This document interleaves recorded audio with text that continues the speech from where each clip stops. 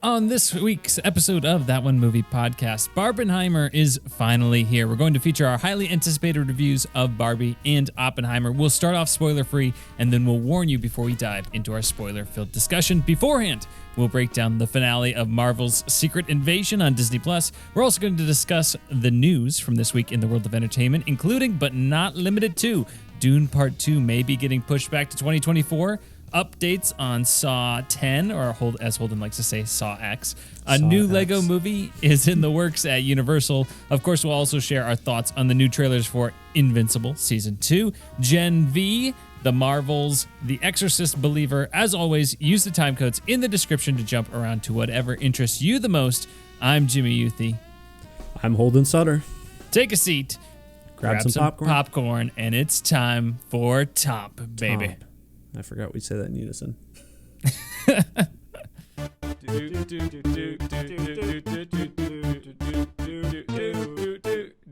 That One Movie Podcast. TOMP.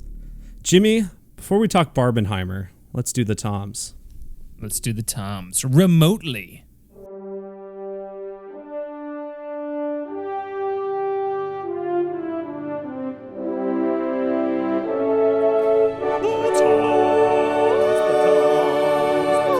The Toms. Toms is the rapid fire segment in which we rate the news in the week in the world of entertainment on a scale of 3 mildly famous Toms: Brokaw, Bombadil, and Bergeron. Brokaw's the highest, Bombadil's the lowest, and Bergeron is somewhere in between. Jimmy, let's get to it. Yes, I'm trying to provide some visual aids for the audience members as we go through that in case you don't know these 3 mildly famous Toms. Yes, normally we'd be together, Holden, in a room, all sweaty. Heated discussions. That's why we get sweaty, but also because the light's baking us. This time, we are apart. Holden, you're enjoying the lake life. I'm enjoying just regular life. Yeah, instead I am sweaty in a condo in Iowa right now, but it's a lot of fun. I'm getting sunburnt. We're having some technical issues also, so I am currently recording via my phone, at least video-wise, so that's why I've got that upright going. There we go. Yeah, video. Hopefully you are able to see the video version of this. Otherwise, we might be audio only. That's okay. Yeah, sorry depends for being on how the recording turns out. Yeah, apologies for being a little delayed on this episode since I was in a family reunion in Virginia. All of last week, of course, the most important week in cinema of the entire year. Great timing on my behalf. But we are here, better late than never. Barbenheimer is here, of course, though. We're going to start off with the Toms and trailers. So our first trailer, Holden, is Invincible Season 2. Little teaser trailer. Holden, your thoughts? Yeah, it doesn't really show us too much. We get a little, it looks like Mark's graduation is kind of happening there. I think the principal is voiced by Giancarlo Esposito. It sounds like him. I guess I didn't. It kind of sounds like him. I could be wrong. But yeah, it shows that we get kind of glimpses of some action scenes throughout the season, I'm sure. But it's really kind of hammering home just kind of the stacked voice cast that we got here, which obviously there was already a lot before. You got J.K. Simmons, Steven Yeun, and a bunch of other people, but now it looks like they're adding even more. They kept Optimus Prime. Names. Yeah, that was the one it throws in Peter Cullen at the end, and then when he's talking, I'm like, yeah, it just sounds like Optimus Prime here. But yeah, no, it certainly makes me very excited with quite the cast they've got. Yeah, it'll be interesting. Obviously, going to be tons and tons of side characters in this. Doesn't give anything really away about the second season. Of course, J.K. Simmons coming back as Omni-Man. Yes. Yeah, I like how it doesn't give anything away, just hypes it up the cast, so I'll give that a Brokaw for a teaser for me, Holden. Yep, I'll give it a Brokaw as well. We did get release dates. It looks like they're splitting up the season into 2 parts, with the first part coming out in November and the second one coming out early 2024. I'm not sure if specific dates were given for either of those, but that's what I saw. So yeah, getting it later this year. Sweet. Awesome. Next trailer on the docket is The Marvels. Gen V. We're going to talk Gen V first, then The Marvels. Gen V, of course, is the spinoff of The Boys on Amazon Prime. A couple Prime teaser trailers here. This one also, I don't think gives away a lot. Just a bunch of random stuff happening. These characters we don't know anything of. Of course, there is some footage from The Boys. But, we got a Godolkin University, which is fun to say, Godolkin. I hope they explain the Godolkin backstory. I don't know who it is, but I'm assuming they have some silly, absurd, probably very controversial backstory in this universe. I think that'd be funny if they explained that. And it's just fun to say, Godolkin. But I like this because, again, doesn't give away that much. Just kind of sets the tone. Some sort of Battle Royale, Hunger Games-esque situation going on where you got the heroes are ranked within the school, kind of like a camp, a program to groom them to, if they can withstand this boot camp almost, if you will. Maybe they can find a way into the 7, which would be the ultimate goal. But lately, the people in the 7 haven't been faring as well, maybe as they did in the past. They're kind of starting to drop like flies. But I enjoyed this trailer. Holden, your thoughts? Yeah, I thought it was very good. I think, honestly, what I'm most excited for with this series and, potential of a spinoff in this universe is just, like, a different perspective that isn't so, like, necessarily so world altering. Like, The Boys is very grand in scale because you're dealing with these big heroes that are so important to pop culture and society and everything. But here it seems much more, I don't want to say grounded because it still looks very violent and visually quite intense, but it's a lot more, I guess I'd say, like, ground level or whatever. You're dealing with these kids with superpowers and them kind of dealing with their growing up in high school and everything more so than world altering events or whatever. So it's interesting. The powers look fun. There's a lot of cool kills in the trailer. I'm very excited for it. Yeah, lower stakes, right? Lower stakes. Yeah, lower stakes. Not, is Homelander going to snap and destroy the world sort of thing. So, much more, maybe smaller scope of the story, which I think will be really interesting. Like you said, a different perspective on this crazy world. I'm sure that the people in this academy are just completely taken for granted and used by the machine that is Vought. And I'm looking forward to it, so I'm going to give it a Brokaw as well, Holden. Perfect. Brokaw. Nice. Yeah, and then the next trailer is The Marvels, which is the next MCU movie coming out in November, assuming it doesn't get delayed alongside everything else that's probably going to get delayed.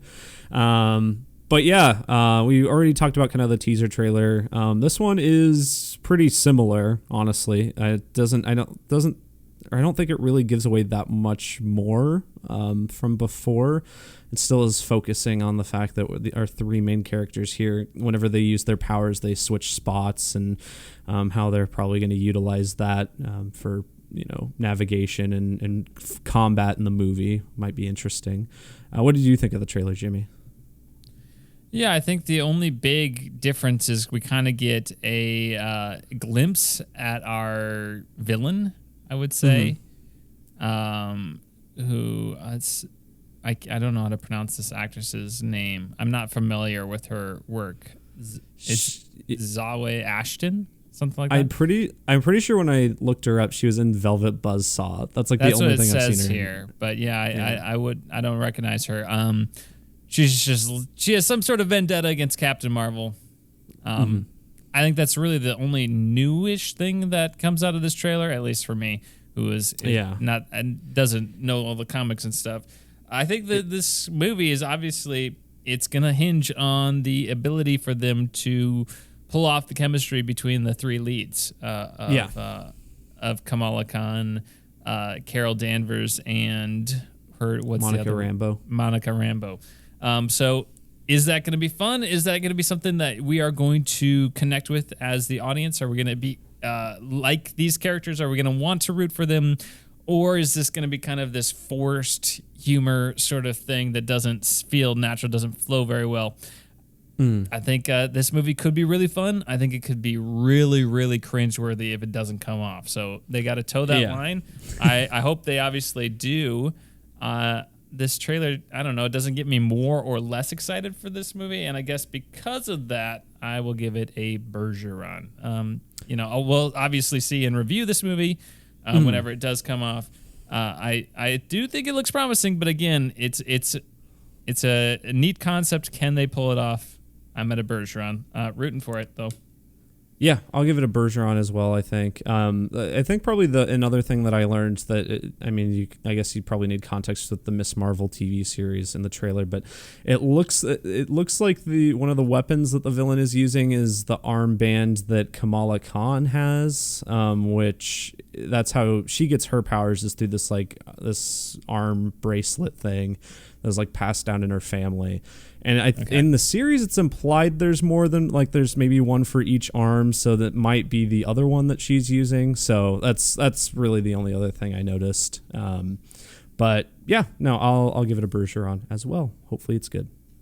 All right, final trailer this week, Holden, is The Exorcist Believer. Then I saw your face. Now I'm possessed by a demon.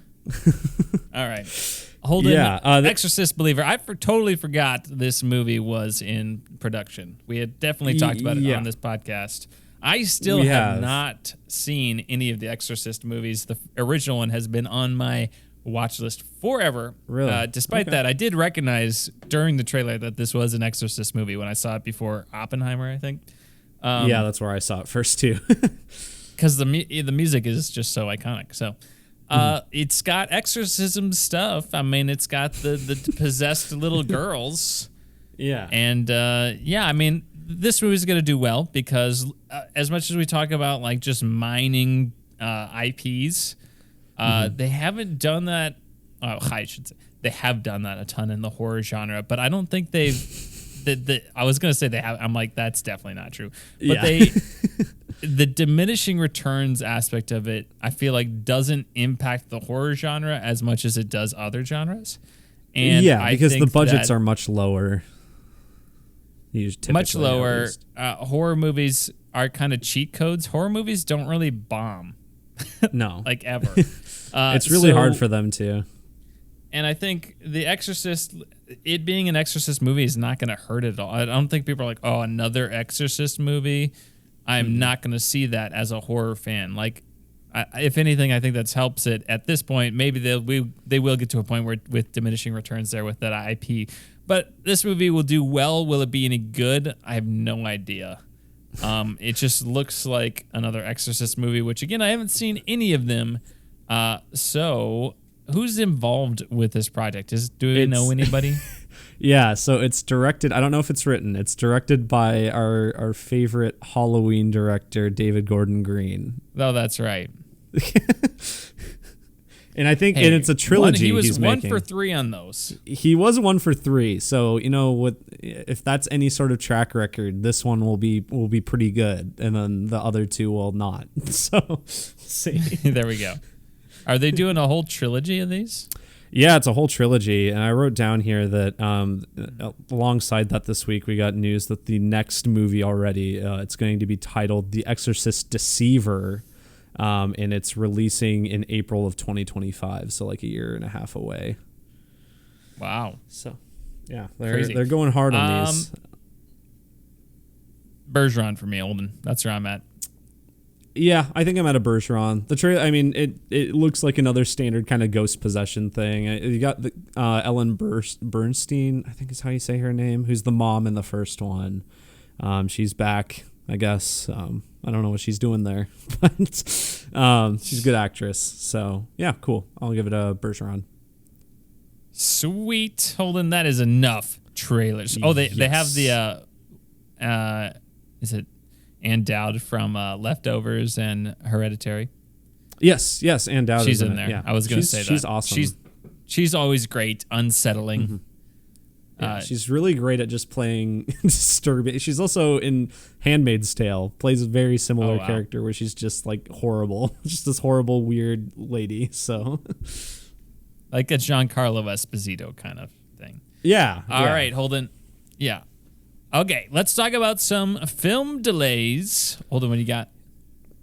Yeah, so I think this is kind of to be expected. I don't remember if we talked about it when we talked more in depth about the strikes, but there are some film delays happening, and they're starting now. They're probably going to continue because film studios are going to want to try to draw out what projects they have to get as close as they can to their quarterly projections, I think.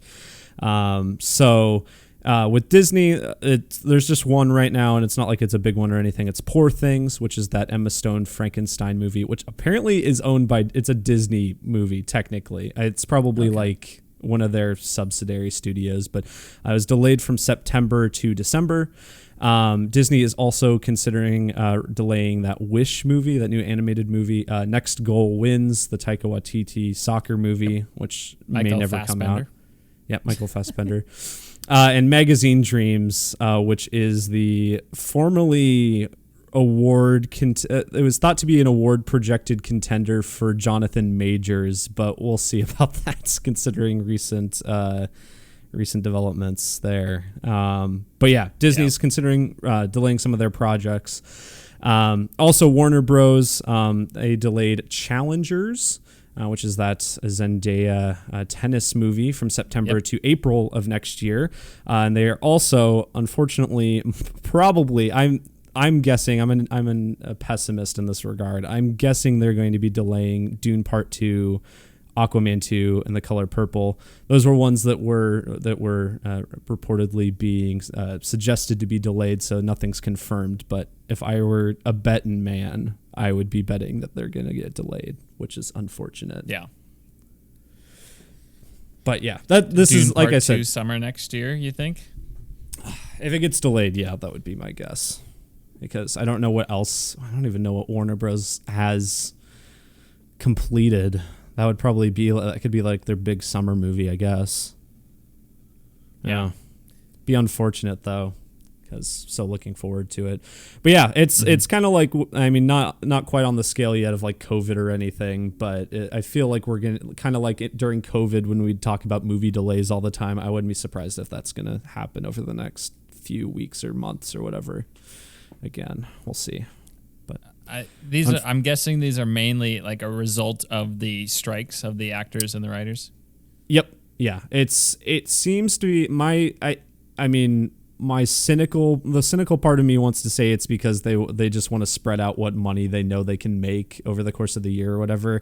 It could also just be because like the actors, while they're on strike, they can't promote anything. So, delaying it until potentially the strike is over would probably result in higher financial returns. I don't know. It's hard to say for sure, but it is unfortunate regardless, just because, some of these movies I'm looking forward to seeing. But also, but also, I don't want the strike to end for any bad reason. So if it's because of the strike, it is ultimately for a good cause. Yeah, I whim at a Bergeron for this, I guess. Obviously, it'd be nice if we could have avoided this strike altogether, but with the reality of it, it does make sense to have movies spread out, because why would you compete them against each other if there's going to be nothing coming out? And as people who do a podcast over movies, it would be nice if there were movies that came out. So Bergeron for me. Yeah, I'll give it a Bergeron too. All right, Jimmy, next up we have some news for Saw X, as I will say, and continue to say Saw X. Socks. What's interesting, so we got a little bit of plot details here. It's going to be an interquel set between the first two Saw films. It follows Jigsaw as he travels to Mexico in hopes of finding a new treatment for his terminal cancer, and unleashes his twisted idea of justice when he discovers a medical scam preying on the less fortunate.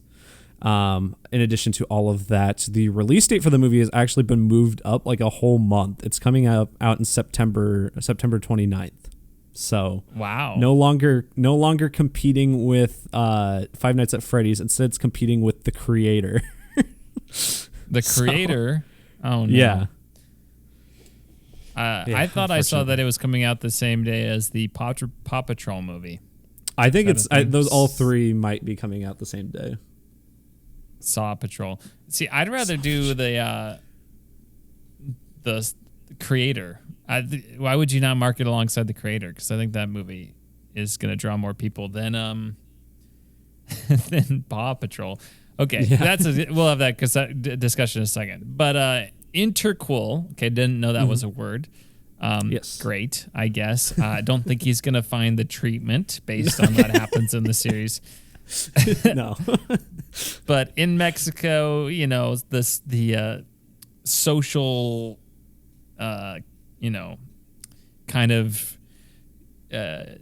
commentary that's going to go on in this movie, I'm sure will be great. Obviously, top tier from a Saw movie. Well, I think it's funny because I think it's funny because it seems to be focusing on like a medical scam when the same director directed Saw 6, which focuses on a guy who scams people with healthcare. Like, so I feel like Kevin, I can't remember how to pronounce his last name, the director of Saw 6 in this one, he's got a thing for maybe he's got a vendetta against healthcare professionals or something. I guess so. Look, I am obviously excited for Socks, so I'm going to give it a Brokaw. Holden? Yeah, I'll give it a Brokaw too. And this just makes me more excited because I've always said you need to just add more movies to complicate the timeline. That's when Saw has been the best, is when it's just absurd. And having this be an interquel in between 1 and 2, great. That also makes sense because I think it was previously announced that the lady who plays Amanda is coming back. So great. It makes sense she's in this movie. Now that they're all 20 years older. Yeah. That reminds me, there's that bit, and I think it's the 7th movie, which I can't remember if have you seen the 7th one? I've seen the ending of it. Not the whole thing, the 7th one has the bit where there's the flashback of Jigsaw meeting like the main victim, and he's just wearing a backwards baseball cap, and that's how he's younger. That's how they make him look younger. It's really funny. Well, they did that in Spiral as well, so. That's true. Yeah. That's true. Yeah. It's a reference. We'll talk about Saw Patrol when we talk about Barbenheimer box office. I think that'll be a natural discussion there. But let's talk about this new Lego movie, Holden. Yes. Yeah. New Lego movie. So we talked about, I think it was like a few years ago. So after Lego Movie 2 didn't do the best, Warner Bros. Kind of let go of the Lego movie rights. And now Universal has had them for a few years. I think they have a 5-year exclusivity deal, and it's been 3 years. Like they're already most of the way through this deal. Anyway, they're making their first moves on a new Lego movie after signing that exclusivity deal. It's going to be developed by Adam and Aaron Nee. I wasn't really familiar with their work. I know they made The Lost City from like last year, which I never saw. Another movie called Band of Robbers. They were also making a He-Man and the Masters of the Universe live-action movie for Netflix, but I just saw this week that got canceled, so that whatever. Anyway, apparently this movie is going to be hybrid animated live-action, is what I was seeing. So it's not going to be like in the same vein as the other Lego movies. It's going to be different. Not going to bring back Chris Pratt or anything, sounds like. Yeah, probably not. Probably a reboot or whatever direction they decide to go. Yeah. What do you think of this, Jimmy? I don't necessarily like that. I don't like the hybrid. I'm going to go, I think that's a bad idea. I think I'm going out of Bombadil. Lego Movie 2 is a good movie. That was like the first movie we reviewed, I think, on the podcast. So, it was a shame that underrated one didn't do movie. so well. Underrated movie. Thought it was pretty good. It's weird that it's been so long since a Lego movie has come out. But yeah, I mean, obviously open-minded to it, but I think it's a shame that they're not continuing on with those fun adventures of Owen or whatever the main character's name was with Chris Pratt. Was it Owen? No, Owen is his character in Jurassic World. It's Elliot, I think. Elliot, okay. Yeah. Well, I'm going to go a Bombadil, but I'm open to a Bergeron. Kind of in between those, maybe a little bit. Yeah, I think I'm more on a Bombadil side just because I just don't see how they could top the Lego movie for like a rebooted series, right? Like you have the Lord and Miller names attached, which obviously made the writing a lot really fun and witty and everything, but just the creativity with the visuals and everything. And I don't think you're going to get that from live action animation hybrid. I don't know. Once again, I want to be optimistic. So hopefully it's good, but I'll stick with a Bombadil for now. Yeah. All right, next story, Holden. AMC, what's going on there? Yeah, so previously we'd talked, this was like probably a year or two ago, we talked about that AMC was looking at charging different prices for different seats in the theater. So like if you were to be closer to the screen, it'd probably cost less. Maybe those prime middle rows would be the most expensive or whatever. And I seem to recall thinking that was a dumb idea, just in general. I don't remember what you thought about it, or if you even remember talking about it, Jimmy. But yeah, anyway, AMC is no longer doing that.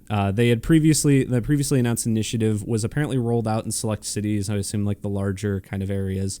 But the company found out that there is like no interest in this, that just people were not taking to sitting in the front still at all. Yeah. People were just like sitting in the normal priced seats and didn't care about anything else. So, yeah, it's not happening anymore, which, yeah, in my opinion, I think is okay. I mean, I guess on one hand, if it was like normal pricing for the back seats and the front seats were a little cheaper, I wouldn't mind that. But if it's like prime seating is more expensive, that kind of stinks. So I guess I probably overall I'm kind of glad it's not like a precedent or like something that people are gonna, like, theater companies are gonna try to keep doing. But. Yeah. Well, I almost feel like what people would try to do is get a cheaper ticket in the front and then try to sit somewhere in the back. Yeah, that's true. The conflicts. Yeah. So yeah, I don't know. It exists in like sporting events and concerts and stuff. So there's like common sense to it. Yeah.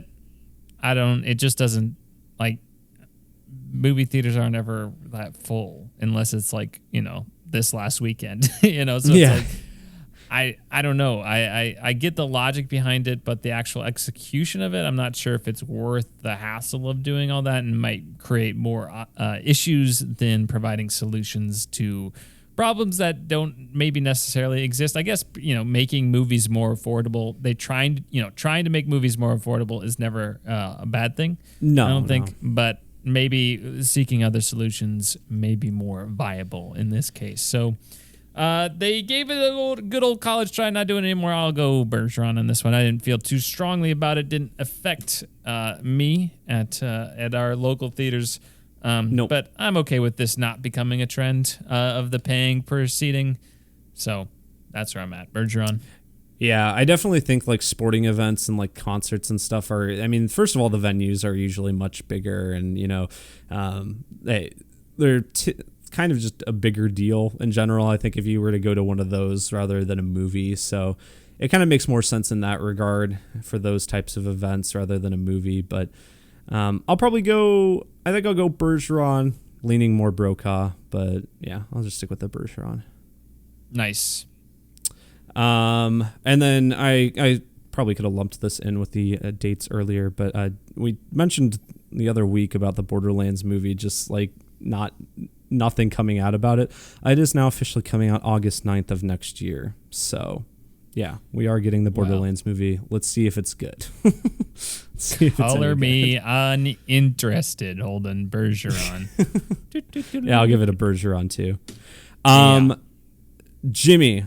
So amidst all of these strikes and everything, Netflix has posted a job listing for an AI product manager with a potential salary of $900,000, which is insane. That's crazy. I just wrote this down here. I didn't write down exactly what it was they were doing, because the wording I remember being kind of vague. It wasn't very specific as to what their job was, other than working with machine learning with their algorithms and stuff.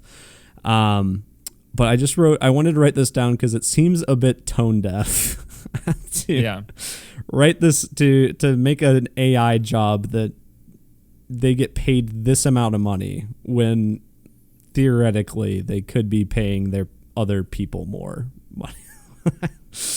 I suppose it depends on the context of it, right? Mm-hmm. Because if it's concerning like creation of media on Netflix, Yeah. then that's a Brokaw for me. Like, or excuse me, a Bombadil for me.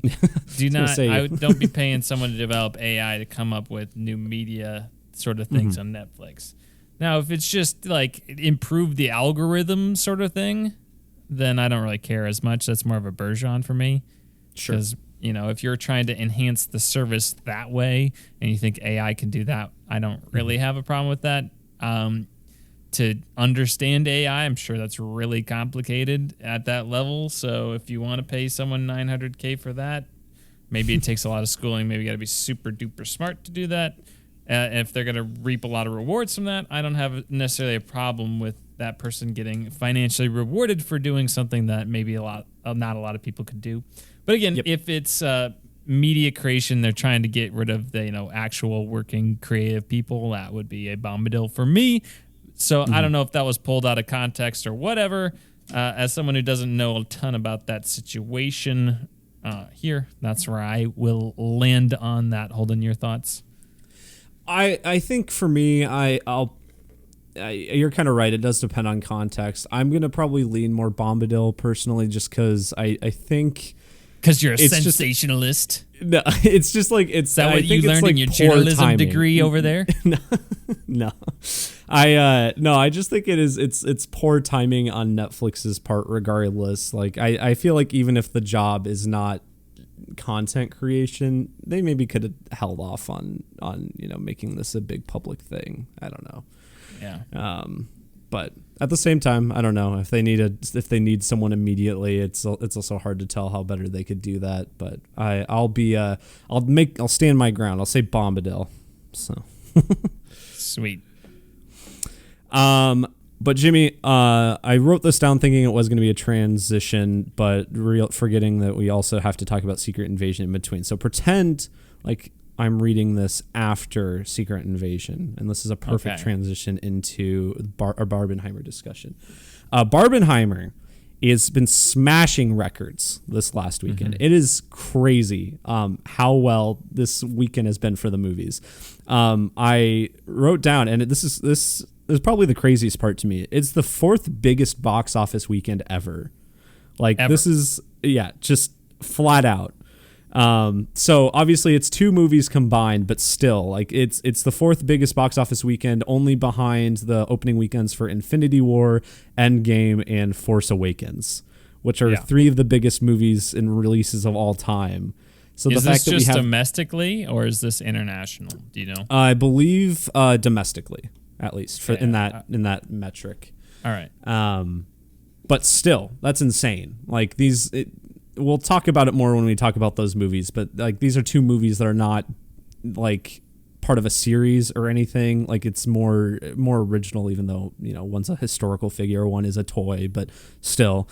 Barbie's opening weekend alone ended around 350 million worldwide, which is huge. That's crazy. Yeah. Oppenheimer is also bigger than both of these are bigger than projected originally. Oppenheimer had around 160 million worldwide.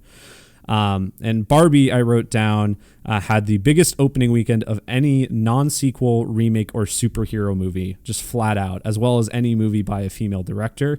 And Oppenheimer had the biggest non-Batman opening for a Nolan movie. Wow. So impressive. Yeah, it's it's just insane to me. It's marketing genius. And it wasn't it was completely accidental, really. I mean, sure, the companies leaned into it as it became more of a thing, but it's just crazy what these freak kind of pairings can do. I've compared it oftentimes I've been comparing it in my head to when in video games at the beginning of the pandemic, when Doom Eternal and Animal Crossing released on the same day. This is on a bigger scale than that, but there was a lot of cross-marketing between those two, since Doom Eternal is this huge violent shooter game. Animal Crossing is this nice little relaxing, whatever, farming. I don't know. I don't play Animal Crossing, but I think both of those games also did a lot better, probably because of that cross-marketing, than without. So this is just that on a bigger scale, and it's just insane to me. What do you think, Jimmy? And I'm sure Hollywood's going to take away all the right messages from this. Yeah. This is a perfect storm that I do not think will be replicated anytime soon. I think this is it's just wild. I mean, this is insane. I have not seen movie theaters this insane since The Dark Knight came out, I think, because that was just that was insane. It was you couldn't get a ticket to The Dark Knight back when that came out, which was crazy. Domestically in the United States, and obviously this being two movies. So I was on this in Virginia on a family reunion. I didn't know if I was even going to get to see one of these movies this weekend. I thought I'd maybe have to see it earlier in the week here.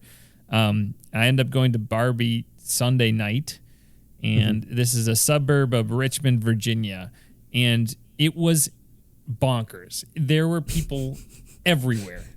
Everywhere. We got inside in this massive foyer, there were 5 lines to get to, they were selling concessions and tickets at the same place. 5 lines all the way to the door, 40 plus feet long, 5 lines. People going, outside. It was one of those things that, like, when COVID happened, it was like, this scenario's never going to happen again. Sort of deal. And here we are, insane. And, we did not move an inch for 30 minutes. Did not move. They were nowhere. Didn't get anywhere. And it was a Regal Cinema, so I would download the app, and it wasn't working. And then I went online, and eventually I was able to get tickets for like an hour later showtime than we were planning on, and they were off to the side and the front, and insane. Bonkers. Just wild there. And then coming back into Sioux Falls, South Dakota, went to Oppenheimer on Monday afternoon. Monday at like 2:00. There was a line to get your picture taken in front of the Barbie poster. A line. And I got a kick out of this. There were 2 little like Asian grandmas in front of me in line to go get their tickets. And they're like just confused at what is happening. They get up to the counter. Guess what movie they're going to, Holden? These 2 Asian grandmas on a Monday afternoon. Okay, I'm guessing it's neither of those 2 movies. It is not Barbie or Oppenheimer.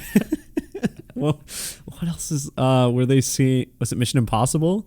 Nope, it was Insidious.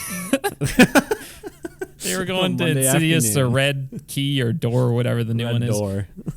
And they're asking the concessions guy. They're like, "What is going on?" And they're like, "Oh, Barbie and Oppenheimer came out, and people are going to that." Insane. And then last night, I went to Barbie again with Emily and then my parents, and was like, when we got there, I was like, oh my gosh, wait a second. Tuesday is discount day. So this was Tuesday. Oh, and it was it was absolutely insane once again. Had to get online, because there's no way you could stand in line, and wild. I have not seen movie theaters like this in a very long time.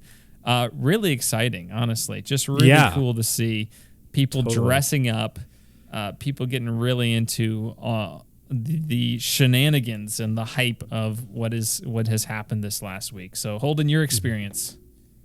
Yeah, no, it's totally, it's similar. I mean, I went to the Thursday night showing for both of these. I did the double feature, did Oppenheimer first and then Barbie. And I dressed up for both, actually. I did a quick change in between the movies. I went with some of my friends, and we thought it would be kind of fun to do that. So I wore this like full black suit, just kind of, normal formal attire for Oppenheimer. And then I went and dressed up kind of like a cowboy Ken for Barbie. And it was so much fun. It wasn't like super packed. I was kind of surprised, especially after hearing later like how busy it was. It was busy, but I think Thursday night was still like a good night to go, because like people were just gonna wait for the weekend or whatever. Yeah. But there were still a lot of people there. There were still a lot of people dressed up there. And yeah, it was just a lot of fun. Really great. Yeah.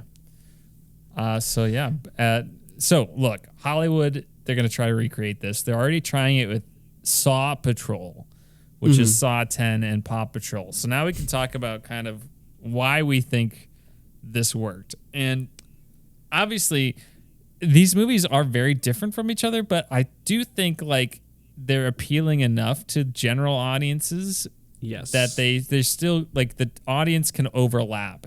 Whereas with Saw Patrol, like Paw Patrol the movie is not the same like it's just clearly not the same demographic for as just little kids as Paw Patrol.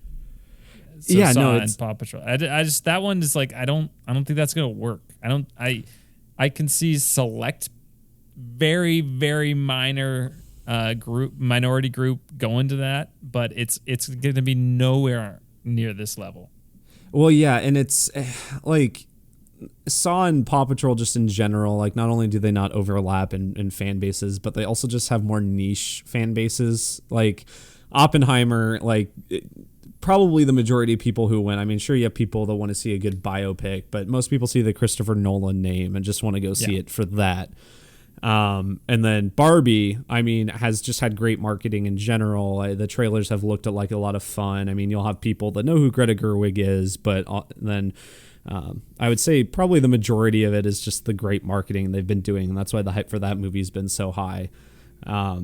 And so those movies are just more broad in general. And Saw is like for people who like just messed up like horror movies and just like, and also I've been like probably catching up with it for all this time. And then Paw Patrol is exclusively for little kids, most likely. Yeah, it's not going to be the same. I mean, maybe it'll help a little bit, but it is a perfect storm here. I think part of it is also that it was accidental. Like, and it was like an internet. It was like the public's thing before it was the company's thing, really. Yeah, I mean, it started off with the joke of like me and the boys getting our tickets to Barbie. Yeah, like going up to the ticket counter getting Barbie instead of going to Oppenheimer, like the clearly like masculine movie. Yeah, it's like the Robert. I like the one where it's the Robert Pattinson and Willem Dafoe from The Lighthouse. Like 2 tickets to Barbie, please. Yeah, but so yeah. Yeah, I think this is going to be like one of those things that we just remember. I think it honestly helped Oppenheimer more than it's helped Barbie. Yeah. But yeah, I agree. Like these movies would have done well individually, but since they have come out the same weekend, ironically, they're doing even better. Which is weird, and I don't know if we will ever see anything like this ever again because it just was a perfect storm, and any time that it just happened. It just happened. And now when it's going to be, it was all kind of natural. And now that it's going to be forced on us by the studios, it's just not going to work. I don't think. I'm highly skeptical that we will see anything like this again anytime soon. No. Maybe decades along the line. But I just don't think it'll be like an annual, like, oh, here's our odd pairing kind of double feature sort of thing. But maybe. I don't know. I guess we'll see. But here's the deal, Holden. People are trying to understand why this did so well. Obviously, you have the social media stuff, but people are like, well, see, you just need original movies, Holden. Original movies is why these are doing so well. But there's been a bunch of original movies that have absolutely not done well, too. I think the reason these movies are doing well is the social media, but also they're good. Yeah. Like if they weren't good, people wouldn't be going to both of them. I honestly think that the success of these two, and not only have they been making a lot of money, like audiences love both of them, which is, I mean, even crazier, I think, for like Oppenheimer, that like everyone seems to love it. I'm kind of surprised that everyone seems to love it. My parents did not like Oppenheimer very much. Okay, interesting. But they're in the minority there. Yeah, but I think that combined with the fact that we have all of these big budget movies coming out that are flopping and the strikes and everything, like there's a lot of comparisons that can be drawn between this and like the 60s, which I think I may have mentioned before, but I think the success of Oppenheimer and Barbie are just showing.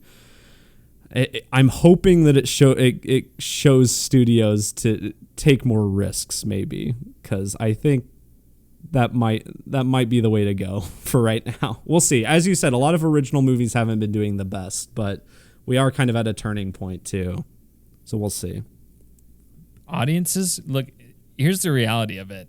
And I don't know if Hollywood has realized this or not, but people go to good movies. People are not showing up for bad movies anymore. Like people just aren't going to mediocre movies anymore. They're too like people look at Rotten Tomatoes scores before they go to movies anymore. If that is not above 80%, their chances of going to the movie have plummeted. Like people are just not like streaming has made things so convenient that if a movie is not good, what is the point of going to see it in the theater? Exactly. And these studios have pinned themselves into this corner, and they need to realize this, that more important than anything else, it does not matter what the IP is. It doesn't matter if it's a sequel, if it's original. The movie has to be good. So that's like when James Gunn is like, look, the problem with superhero movies isn't superhero fatigue. It's that people aren't making good movies. Yep. Guardians of the Galaxy 3 did wonders because it was a good movie. You know, like Puss in Boots 2. Who on earth thought that was going to do well? That movie did amazing because people are like, holy smokes, this is good. You got to go see this. And it takes off. Movies like that, I mean, just word of mouth is doing wonders for different things. And then you look at Indiana Jones and it's a bomb because people saw it, the Rotten Tomatoes score, and like, I heard it wasn't that great. What's the point? It's going to be on Disney Plus anyway. And it's just this wait till franchise it's on Disney Plus. It's old. So just you got to make a good Movie, and then people will show up first and foremost. And sometimes they don't show up to good movies either. But if it's not good, it's not going to have a chance. I don't think that's not really. That's the shame in that. So that's my takeaway from it. We'll see what happens. I think starting see what happens the Mattel's with Haunted Mansion. Haunted Mansion's just gonna get buried. Oh my gosh! Yeah. Although I guess is there really a kids movie out right now? I mean, there's Kraken Lady. That's already on streaming. That's already on streaming. Yeah, that was there and gone. Elemental might still be around. We do have next week. I think is TMNT. So there's that. I guess. But that's not next week. I mean, the week after this upcoming week, you're saying? Oh, yeah. The week after this upcoming week. Okay. But maybe some Haunted Mansion might do a little bit with families. Yeah. But because I don't really... Mission Impossible 7, which is just getting smoked by this too. Mission Impossible 7 is by far the biggest loser of underperforming, I think. Yeah, because it's actually I'm guessing good. Their tickets just plummeted after that week. Yeah, which is a shame, but yeah. So we'll see what happens. It's just weird that this huge, successful, bring everybody back to the theaters moment happens right after everybody goes on strike, and now we won't be getting new movies. Yeah, after the next year. Kind of sucks. Yeah, but so there we go. Holden, let's talk about Secret Invasion, huh? Yeah, let's do it.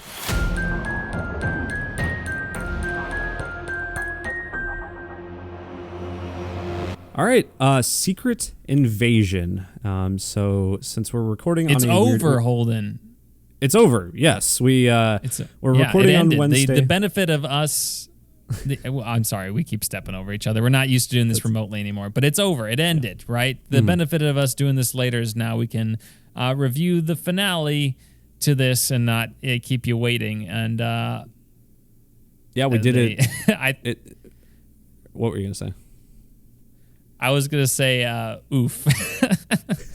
I think this show kind of died in the whimper, unfortunately. Yeah, I don't think it ever got that bad, but there's a lot of missed potential here, and we can talk specifically about that. We'll probably just kind of lump these two episodes together. I don't necessarily. Yes, absolutely. We don't necessarily need to go bit by bit.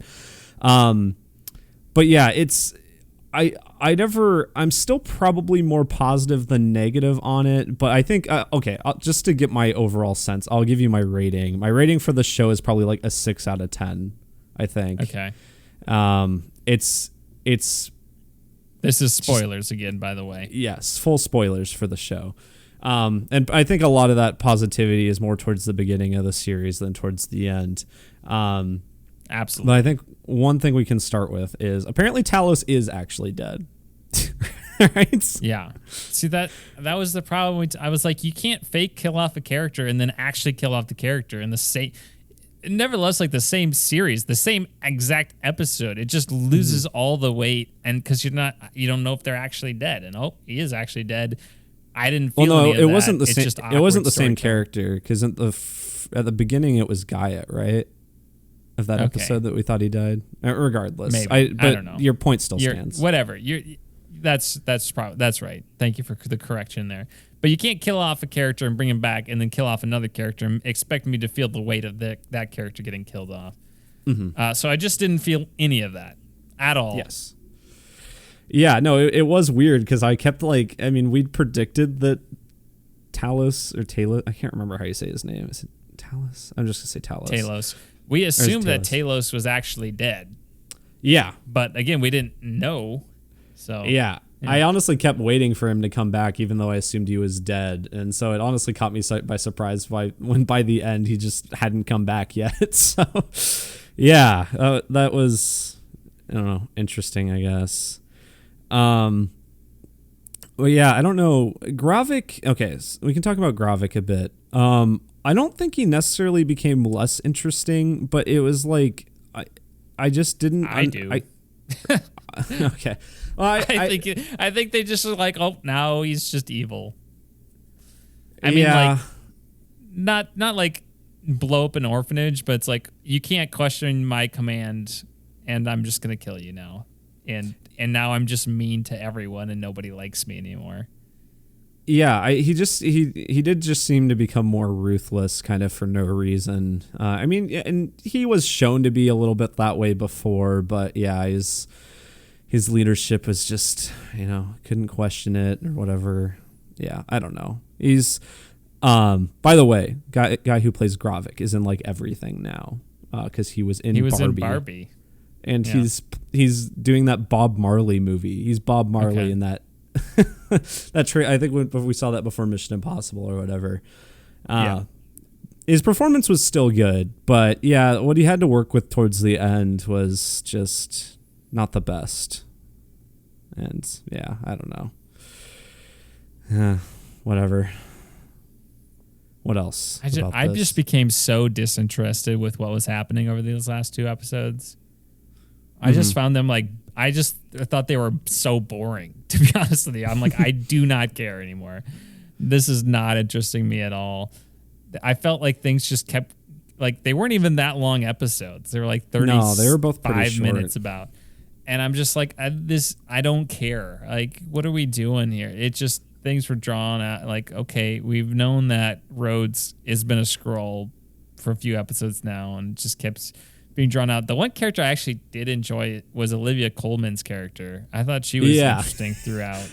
I thought, yeah, she was great. I wish we got more of her, honestly. But when she was there, I liked how she was just killing Skrulls. I think that was the second to last episode. Yeah, she was just hunting down Skrulls that entire second to last episode, and her kind of trickery in the last episode too. Yeah, she was great. I loved her. And I get the sense she's going to be around in the future, so that's cool. She's good. Boy, there was just a big CGI slugfest. Yeah, and I guess it's more creative than just the lasers and stuff that we've seen in the other shows, but I was like, this, I don't like this. Well, and I maybe like the idea of it more than the actual execution of it, but it just seemed like a really expensive waste of money. Well, that whole fight, it's, I don't know. It's kind of, the stakes don't seem very, it's hard to get too invested because it's just two characters that have all of these powers, right? They can just do basically anything that you've seen any of these superheroes do before. And so they're just they're just flying around, crashing into buildings, Man of Steel, or crashing into chimneys, Man of Steel style, and it's whatever. You don't really feel any sort of, you're not scared for Gaia at any moment. And then she just blasts him with a laser and he's just dead for some reason. And he doesn't heal like he healed the other times. Like he gets shot in the face and it's half his face blown off, but he can heal from that. But he gets shot through the center of his body and he can't heal from that for whatever reason. Nice little twist that it was Gaia instead of Nick Fury. Yeah, I was kind of wondering when that started. I'm like, well, why would Nick Fury willingly just go to this place that's completely irradiated? Yeah, that doesn't make any sense. And then so it's Gaia, so that makes sense. Yeah, but yeah, I just like I felt like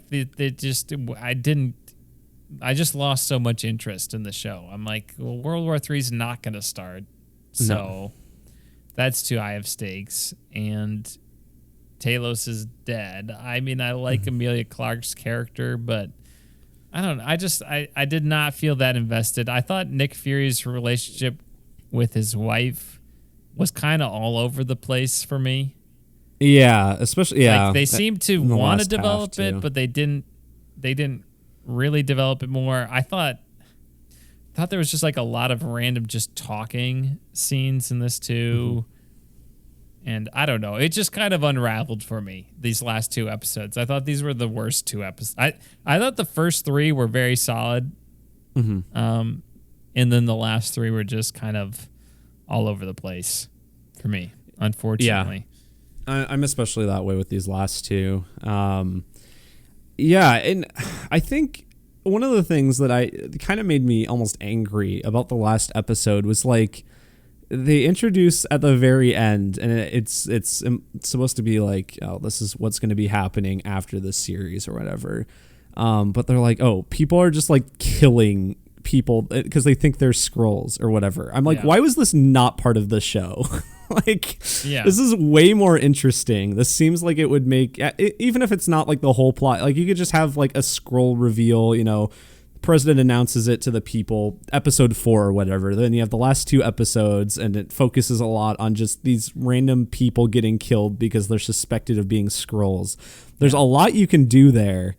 And that could have been like a focus here, but instead it's just at the end. And my guess is it's not going to play that big. I mean, they might mention it down the line sometime, but it's not going to be the focus of anything.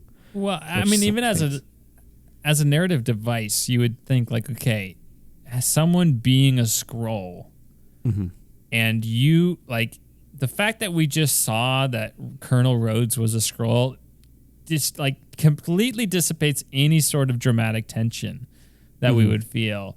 Because if Nick Fury or whoever is going to shoot him in the face, you have to be 100% sure that you got it right. And so for that to just be revealed without a doubt, that doesn't have any tension for us or for the character. We don't feel any of that. And it seems like a really big wasted opportunity that you wouldn't have a moment like that where Nick Fury or Gaia or someone has to make a very critical decision based on whether they think someone is a Skrull or not. And if you get that decision wrong, how do you recover from that, emotionally, mentally, and forgive yourself? I mean, it just feels, why would you not have that opportunity or use that narrative device in the show where it just seems like so obvious, and then they just kind of throw it in there at the end. Reminds me I think in season 2 of The Boys, they have like a conspiracy guy go when he kills the gas station. Oh yeah. That's right. Better implemented there than here as just kind of like a throwaway thing, and the ramifications of it. It feels really weird that they wouldn't implement that into the show. Missed opportunity. I thought the action sequences were just like, we need an action sequence, so here we go. I thought even though the context for it was not great for the villains, I thought the one where he was like fighting, where Gravik was fighting the other Skrulls in the compound, I think that was episode 5. I thought that one was pretty good. That was kind of fun. There were some interesting things they did there with the choreography and camera work, but yeah, most of it was just kind of, especially in these last few episodes, where it was kind of bland. So I didn't love it. Yeah. One thing that I've been curious to see what people's reactions are for this season finale online. So I've been like gauging some interest. And one of the things I've been seeing that people are like angry about is that it's, and I don't know entirely how it's implied, but people seem to be under the impression that Rhodey has been a Skrull since like Civil War. And I think the reason why it's implied is because at the end of Civil War, that's when he gets like shot in the chest by Vision. And so he gets like put in the hospital at the end of that. And then when he wakes up here, he's in a hospital gown. Okay. So people are like angry that he in like Endgame and whatever is then likely a Skrull. And so then he didn't experience Tony's death or whatever. And that, but I don't know. For me, I'm like, I like Don Cheadle. Rhodey has never been the most interesting character, so I don't really like that. Doesn't really matter to me. If anything, it's a cooler idea for me that is kind of wasted, because then it's like, oh well, the Skrulls have been around for a while now, and it kind of makes that kind of interesting context, even if it's not executed the best. So I don't know. I didn't totally get that criticism on my end, but I don't really care. They didn't really define when it started, when it ended. They just said you've been captive for a long time or whatever they said. Yeah. I don't know. That is what it is. Yeah, like you said, not a character I'm super invested in. Yeah. What else? The government has the Avengers DNA, whatever. I guess. I mean, I guess that kind of, I'm not like, I guess that kind of makes sense. I don't understand why it's all in one vial though. Why is all of the DNA just in one little vial? That's kind of weird. Yeah. I mean, makes it convenient for a MacGuffin, but yeah. I don't know. I just think this is a missed opportunity.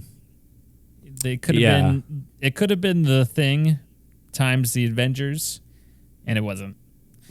And that's what they could have been building up to. I'm of the opinion that your idea from like the beginning of the show was way cooler.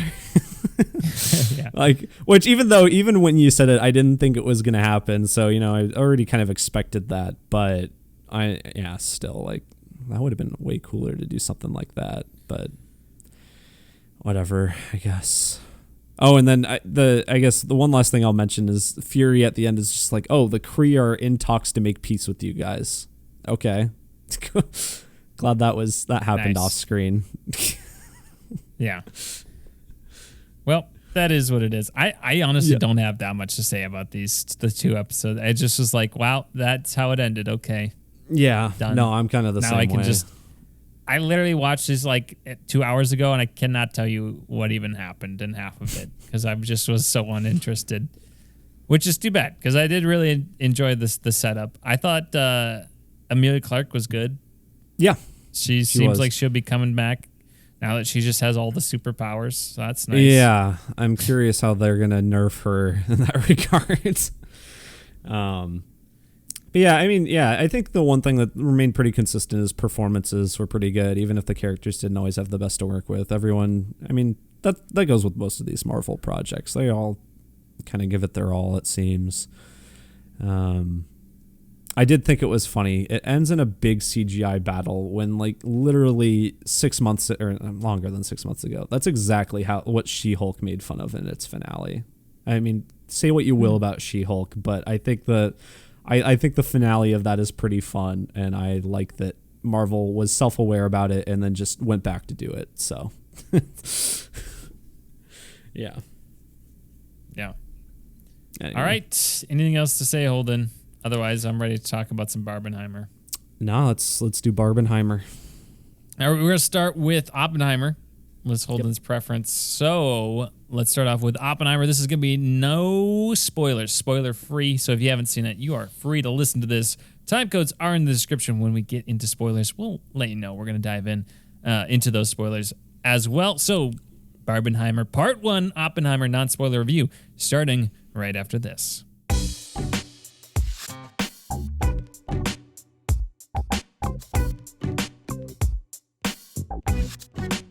Oppenheimer, I got the synopsis here. Hold on. Go ahead. Of course, directed by Christopher Nolan. You hear about this guy? During World War II, Lieutenant General Leslie Groves Jr. appoints physicist J. Robert Oppenheimer to work on the top secret Manhattan Project. Oppenheimer and a team of scientists spend years developing and designing the atomic bomb. Their work comes to fruition on July 16th, 1945, as they witness the world's first nuclear explosion, forever changing the course of history. Holden. $100 million budget, directed by Christopher Nolan. Music by Ludwig Göransson. I think he did a good job with that. It's currently at a 94 on Rotten Tomatoes. Holden, what are your thoughts on the Oppenheimer biopic, over 3 hours long? Yeah. I also wanted to mention it's based on a biography called American Prometheus. Yes. Apparently. So, Very good I thought title. Yeah, it is. American Prometheus. I thought it was really good, Jimmy. Believe it or not, Christopher Nolan made a good movie. Although I guess after Tenet, maybe I was a bit more apprehensive. But I thought this movie was great. It was awesome. It was a movie that is 3 hours long. I'm not sure I would go so far as to say it didn't feel like 3 hours. Like, a lot of people are saying it flew by. I'm not sure I'll say that, but I will say I enjoyed it the whole time. It's not like it was dragging for me or anything. So, a 3 hour movie that justifies its length. I thought it was really good, Jimmy. What about you? This was a movie that when I walked out of the theater, I didn't love it. I liked it. I thought it was very good. I didn't love it, though. I think it was an expectations thing. Not necessarily high expectations for the movie, but just what the movie was. I think I was expecting more of the Manhattan Project, and that is just like a third of this movie. Yeah, it's the middle third, really. Yeah, and the climax, I think, is also, one of the best sequence in the movie, in my opinion, is during that, which is the Trinity of the first atomic bomb test. Yeah. Which I think was incredibly well done. Just amazing. One of the things that kind of had rubbed me the wrong way initially was a lot of this movie just kind of feels like a montage of things happening, especially the first act. Things are happening so quickly that there aren't really scenes. Like, it just, the things are just like, it is flying, which is absolutely necessary because this movie flies for a 3 hour movie. There is no fat on this thing. There's nothing like, oh, just trim this out. Maybe like Florence Pugh's character, but I would need to see it a second time before I came to that judgment. What I will say, though, is since then, this movie has grown on me tremendously. And of the two movies that came out this weekend with Oppenheimer and Barbie, this is the one I've been thinking about more. It's the one that I've been Googling more about, learning more about. This movie is incredibly accurate to the source material, it appears. Even like throwaway stuff, basically, is just inspired by things that actually happened, at least according to this biography that it's based on. And I do think it's really, really well done. I mean, the performances are spectacular. Starting off with Cillian Murphy, who is 100% going to get at least nominated for an Oscar for this. Yeah, there's no way very he much doesn't. expect. I would very much expect Robert Downey Jr. to be nominated for an Oscar. I think people who could be nominated for Oscars outside of them would be Matt Damon in his supporting role. I believe Benny Safdie has an outside chance, as well as Emily Blunt. I think this is just one of those movies that's going to just rack up a megaton of Academy Award nominations, and that people like Emily Blunt, Matt Damon, Benny Safdie could be kind of just benefit from the momentum that this movie Yeah. is going to have around awards season. Yeah. It's obviously beautiful. Hoyte van Hoytema, longtime Christopher Nolan director of photography, did a really good job with the cinematography of this one. Famously, no CGI shots. And I think the way they did the bomb and just kind of the visual manifestation of these physics ideas, I think were really well done. But I've been talking for a while, Holden. I'll let you share some of your thoughts. Yeah, no, I mean, on the acting, Cillian Murphy just is so good. I mean, he's great in everything he does, really. I don't think there's a Cillian Murphy performance I don't like, and he's obviously been quite the collaborator with Christopher Nolan. But he's great. I don't know much about Robert Oppenheimer outside of, like, you know, just that he made the atomic bomb and whatever, but I mean, he seemed to do a great job with that. He looks like him quite a bit too. I mean, I know that's a lot of like makeup and whatnot and just general casting, but they did a great job in that regard, making him look like the guy. But yeah, he was great. Robert Downey Jr. has been getting a lot of buzz, and I thought he was really good as well. It's really nice to just see him in kind of this different role for him, and I think his character is a lot of, there's a lot of spoilers regarding him. It's interesting what they do with it. I'll get into it in spoilers because I don't think I can talk about it right now. Emily Blunt, very good with what she's given, although with a lot of Nolan movies, I think just the female characters in this are kind of underwritten.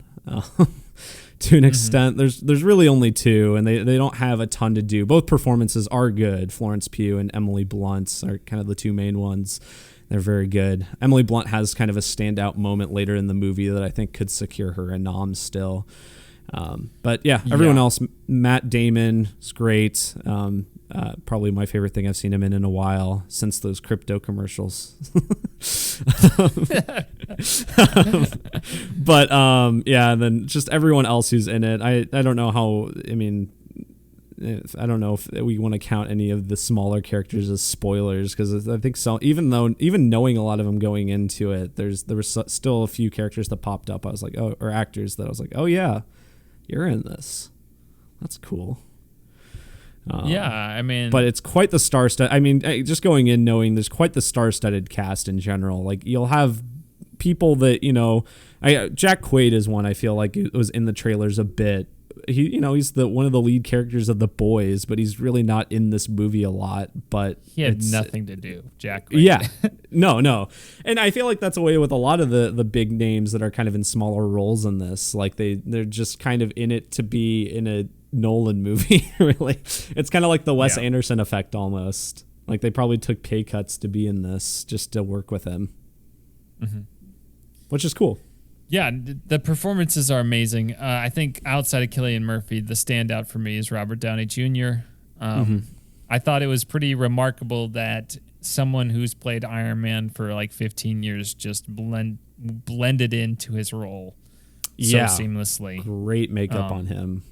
Hair and makeup on him. Yeah, I thought the makeup in general was pretty outstanding because this is the life of Robert Oppenheimer. And they depicted him at several different ages, so I thought that was very impressive. I think if you haven't seen this yet, you know that it's Oppenheimer. It's this guy's life. It's the whole thing. The bomb is a third of it, and there is the ramifications of the bomb do play a role, but there are other things that play that's not like the main that's not the only question that's kind of pulled up here, and that's not it's also kind of a secondary thing in the third act of the movie. You have kind of a completely different plot line going on, which I didn't know about going in, so I won't say anything about it here because I'm guessing the general public doesn't know that much about it. But it does. The American Prometheus title, I think, is very fitting, because of, Prometheus stealing fire and then being kind of punished for it. And I think Oppenheimer is just a really interesting character because he's very morally ambiguous. And he seems to kind of change his mind about things as well after the fact. And it is interesting to kind of just sit back and look at this character. Mm-hmm. And I don't think Christopher Nolan is trying to portray him as a hero or a villain. I think he is just like, here's this guy. He was obviously really important because he led this project that developed the atomic bomb. How should he be remembered? And how should we look at this guy? And he's just another complicated human, which I think is really interesting. Christopher Nolan hasn't always done a great job developing his characters. No. There are times where it's like, yeah, he really gets into the meat of them, but there are, like Tenet. It's like the guy's literally the protagonist, Like, what characters? We don't really know that much about his character or relate to him. Whereas Oppenheimer, you can really sit and dissect him. So obviously you have some parts that are in color, some are in black and white. Different effect. This is just a movie that I want to see again, which is kind of weird because it's a 3-hour movie. But I don't think you can catch everything the first time because it is. No, it's. I think it is somewhat hard to follow. Well, especially. Go ahead. Especially at the beginning, like you kind of mentioned it earlier. I feel like the beginning is like the most non-linear part. It jumps around a lot between kind of our we got our storyline kind of post the bomb or whatever that keeps popping up throughout the movie, and it goes there a lot, kind of jumps around different places there, and then it jumps around different places in Oppenheimer, pre the Manhattan Project, doing different things. And that part I feel like was the most confusing. And honestly, initially I was like, oh God, is this movie going to be like this the whole time? It seemed like it was going to be really tiring for 3 hours, but it doesn't. It becomes a little bit more stable as it goes. Yeah. So many characters, so many cameos. I really enjoyed the parts where they were kind of making the discoveries about physics. I almost wish there were more of that.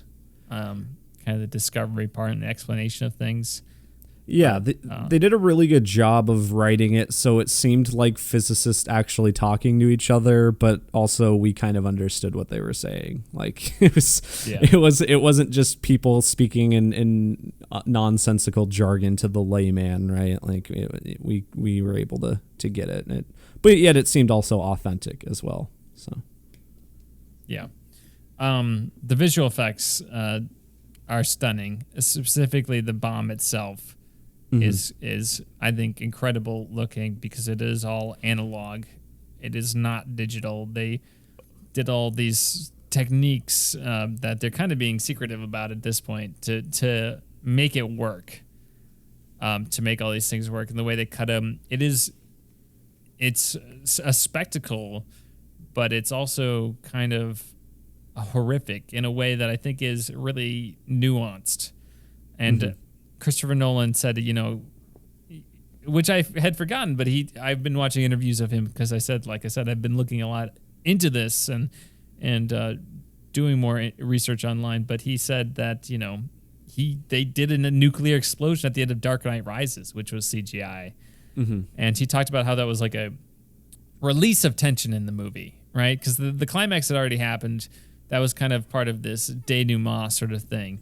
Whereas this one, it's very much a climax of the movie, is this test and this explosion. So much has built towards this moment that CG just wouldn't. It would underwhelm. And there's no really good way of describing why that is. It just would. And I think Christopher Nolan has a great point there. There's something subconscious about it. It makes the threat feel less real. Whereas even though it's like very kind of abstract, amorphic, kind of ambiguous art that we're kind of seeing, it is much more disturbing, at least subconsciously, that this is all analog. This is all based in reality. It's got that texture, that grittiness to it, but it's also beautiful in a way that's disturbing as well. It's very it makes you feel complicated emotions, and I think it was really, really well pulled off at the end of a sequence that was incredibly well acted, edited, and I thought Very the score tense. complemented it nicely. Yeah, no, I totally agree. And speaking of the score, though, I've heard some people are saying they got mixed things about the sound mixing in this movie, which honestly I was going in with like low expectations in that regard, just because of previous Nolan movies and everything. But I did not really have any issues. I don't think. I've heard people say the score was too loud at certain points. I really don't think so. I thought it was, for me at least, it was loud when it needed to be, and backed off at certain points. There's a lot of music, I will say. There's probably some parts of the movie that would have been punctuated better with less music, but I mean, in general, I thought you could hear everything. Just like the dialogue was the right volume and everything, and yeah, I don't know. Did you have any issues with sound mixing? There were parts where I could not hear what people were saying. Okay. I think mostly Robert Downey Jr. I was like, I have no idea what he just said because the music was too loud compared to his voice. Mostly towards the beginning. But yeah, some people are like, some people have been saying they have had no issues. I'm definitely not in the camp with no issues. There were parts I'm like, I cannot hear what this person is saying. And maybe it's the exact seat you're sitting at the theater. Maybe it's Could be the volume of the theater itself. I've heard when you go to an IMAX or something, it's just super loud. That could also be it. Part of why I've seen those reactions online, because I feel like for a lot of people, I've been seeing like borderline Tenet levels of bad sound mixing. It was better than Tenet. Yeah, 100%. God. I could just see an Onion article now, though, that's like Christopher Nolan's next film just releases with subtitles built in.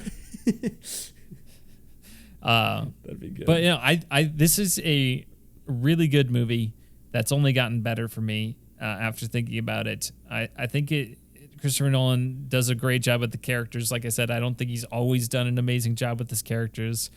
It just zips for a 3-hour movie. I did not feel the runtime. The practical choice of effects is really good. And I think it's a good conversation starter, although a bleak one.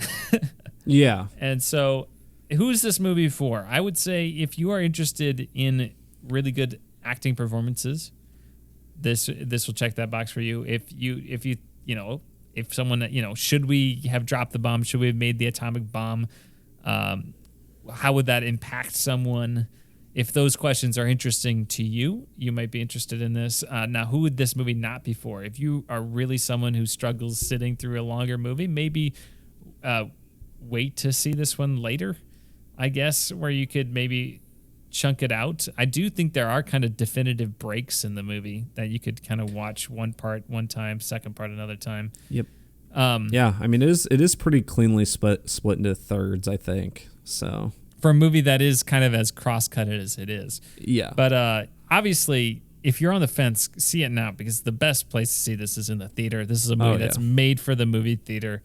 But if you're hard of hearing, maybe wait, because it might be, unless you can get some sort of subtitle thing or whatever kind of assistive device. But I think this is not everybody's gonna love this. Like I said, my parents didn't love it. They thought it was too long. My mom thought it was kind of boring. They have been to Los Alamos in New Mexico. So, and I would also just say manage your expectations of what the movie actually is. Because I think that'll help your enjoyment as well. And I would like to rewatch this movie knowing what it is now and appreciating it for that, and kind of catching more of that dialogue that I missed earlier, and kind of appreciating some of the stylistic choices as well. So that's where I'm at. Holden, what is your rating for this movie? Rating wise, I think I'm probably at like a 9. I think it's very good. Nice. I really liked it. Obvious Oscar contender in a lot of ways. Effects, acting. I mean, maybe this will be Nolan's director. Has he been nominated for director at all? Is that the thing? He has never been even nominated? He got nominated for Dunkirk, I think. Okay. Right? He had to have. He's never won it, though. Yeah, he's never won it. Maybe, I mean, this could be the time, maybe. But yeah, I mean, I'm with you. I think that these are probably Nolan's most fascinating characters. And yeah, granted, they are real people, but I think him being able to focus on, these conversations with people as opposed to, big action set pieces and something like Tenet just helps with that too, and making it 3 hours. So, yeah, liked this movie quite a lot. 9 out of 10. Yeah, I would say it's his best movie since Inception. Yeah, I'm pretty confident probably saying that. I like Dunkirk a lot, honestly. I probably like Dunkirk more than most people, but I don't know where I would put it against that.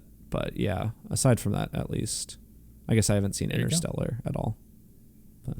Never? No. We should watch that sometime, Olden, because I haven't seen it since it was in theaters. All right, so there we go. Let's dive into spoilers right after this. Again, if you have not seen Oppenheimer, check out those time codes in the description so you can jump to our review of Barbie or whatever segment you want to jump to. Otherwise, spoilers starting right after this.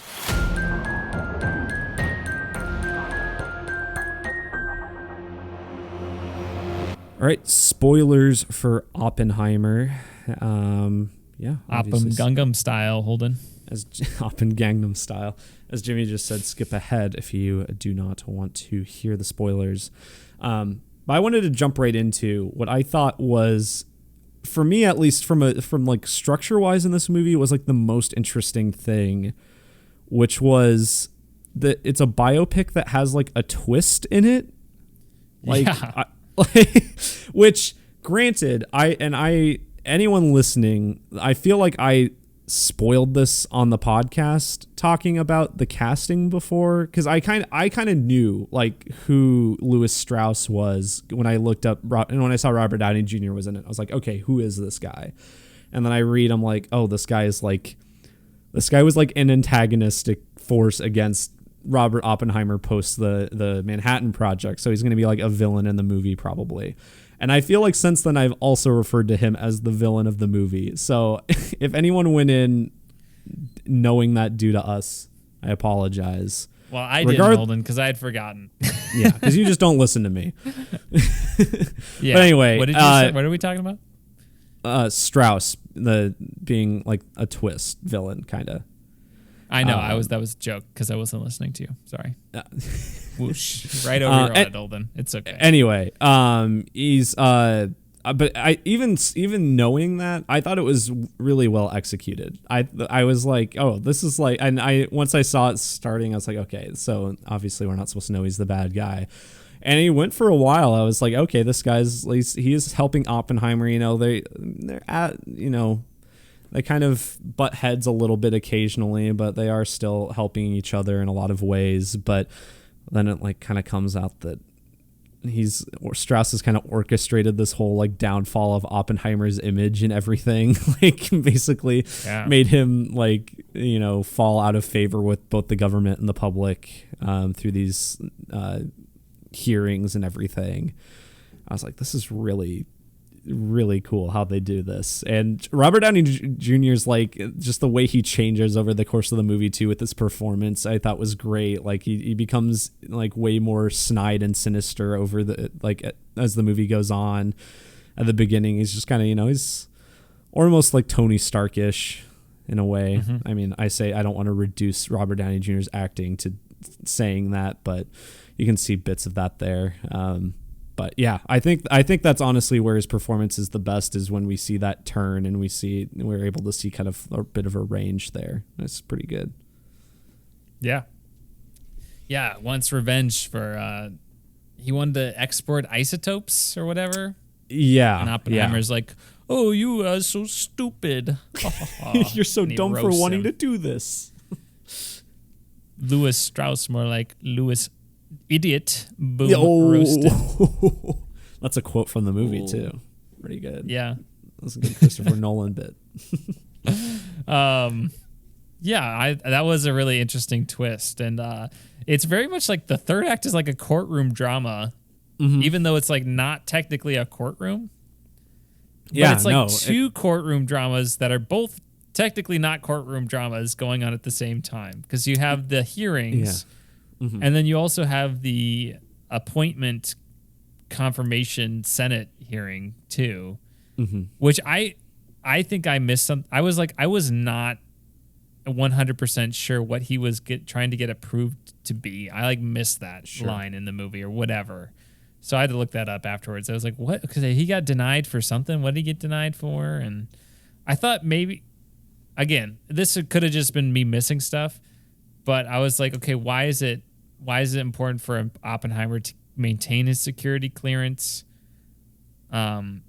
And again, this might have just been me missing stuff the first watch, which is, again, why I want to see it again. But obviously, a little more research. It's like, okay, well, he needs a security clearance because that's how he can influence, political influence, and can kind of still have a say in the atomic program in the United States. And when he's cut off from that, he loses his voice, he loses his influence, loses relevance in a lot of ways, and loses his kind of spotlight or people looking towards him for anything. And then I thought it was. Well, it's like you have another plot twist because it's like then all the physicists turn against Strauss too and expose him. Yeah. So it's like, wow. Yeah, I thought it was really interesting that that whole the Strauss, him getting denied the appointment was kind of the climax of the movie, I'd say. But I thought it was interesting that Oppenheimer was not involved in that, at least directly, at all. He wasn't there. I mean, it would have made for a classic big climactic moment in a courtroom drama for Oppenheimer to walk in at the end and give some sort of testimony, even though he's kind of disgraced. And honestly, that's what I was expecting to happen, just because I'm so used to stuff like that happening. But it didn't happen, and instead it was not like the trial of the Chicago 7 where everybody stands and applauds at the end of the movie. Yeah.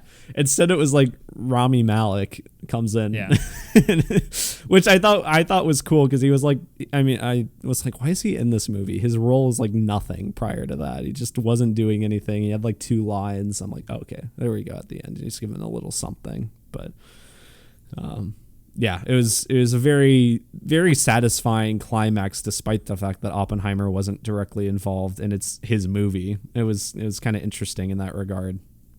But I liked it a lot. Little JFK name drop in there too. I like that. I saw someone online talk about how that felt like a Marvel name drop. that was the one moment that took them out of the movie, but kind of in a funny, good way, because it's oh, it's this young Massachusetts senator. What's his name? Oh, it's Kennedy. John F. Kennedy. The way he says it felt like just this kind of funny name drop from a Marvel movie, but I liked it. I thought it was funny. It reminded me of Joseph Gordon-Levitt in The Dark Knight Rises. It's oh, you should go by your other name, Robin. Oh yeah. Yeah, good point. Yeah. For a Nolan tie-in, I guess, anyway. Yeah. I guess we didn't mention him in acting. I thought, you know what? I'm sad that he got bullied so much as Han Solo. I thought Alden Ehrenreich was also really good at this movie. He was good, and he was kind of this he was kind of the bouncing board off Strauss. It's almost his character was almost like the audience's perspective of Strauss, of kind of towards the beginning. Yeah. It's much more amicable, and he's wait a second, you're a bad guy. And he's kind of actively cheering against Strauss as well at the end. Mm-hmm. But I just the little things with the Robert Downey Jr.'s character. I mean, obviously, his last name is Strauss, and it's World War II. So it's oh no, it's Strauss. He's very concerned about his image. He's very narcissistic. I mean, obviously, he plans this entire revenge quest against Oppenheimer for embarrassing him this one time. He tries to tear down this man in this most elaborate scheme. And also because also just because he thinks he made Albert Einstein not like him, angry at him. Yeah, he thought that too. He thinks that their conversation at the pond is about him, which at the end of the movie we find out is not at all about him. They don't even bring up his name. No. So yeah, I think that was the part of the movie that I think took a lot of people by surprise, was that part. And I think that's the part that people don't know about J. Robert Oppenheimer. His life is, after the bomb and his irrelevance, and all that stuff. So obviously interestingly enough, I don't know if you saw this, Holden, but in late 2022, so late last year, they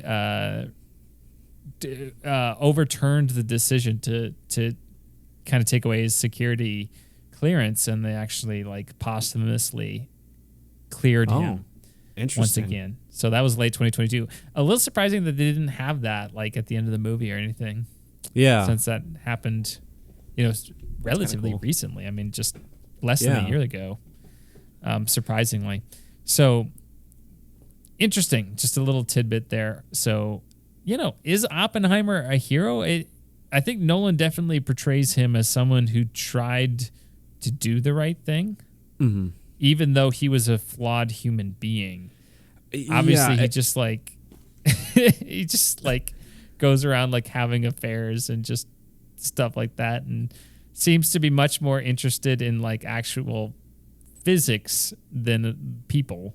Yeah, I think if I were to describe him in maybe this isn't the best word, but in that regard, I would describe him as aloof, kind of he, especially towards the beginning, in the first 2/3, because he's going along with. I mean, it's also just in the first third when he's working at the school and whatever. He's just kind of passively supporting the communist school group or whatever. He doesn't really care, but he's I'm open to everything, when I don't think he really does care at all either way.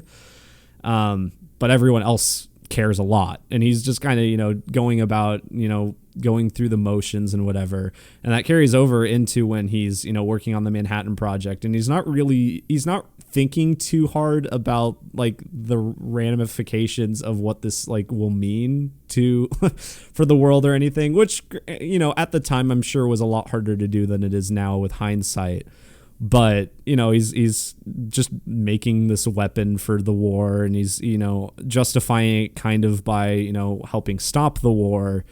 But once again, he's not thinking about it too hard. And then once it actually happens and these people die when the bomb drops, he's like, oh crap, I have to think about I'm thinking about maybe this isn't the best thing I've done. And that's when he kind of turns around and becomes more active in kind of being more considerate about those things. And I think that also ties in with his affairs too. I think he just doesn't think about his relationships with people that much. I mean, he didn't really think about until she died. He didn't really think about how he affected Florence Pugh's character that much.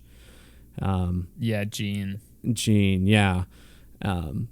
So he's just kind of this aloof character almost until that last third, and that's when everything that he's done up to that point catches up to him. Yeah.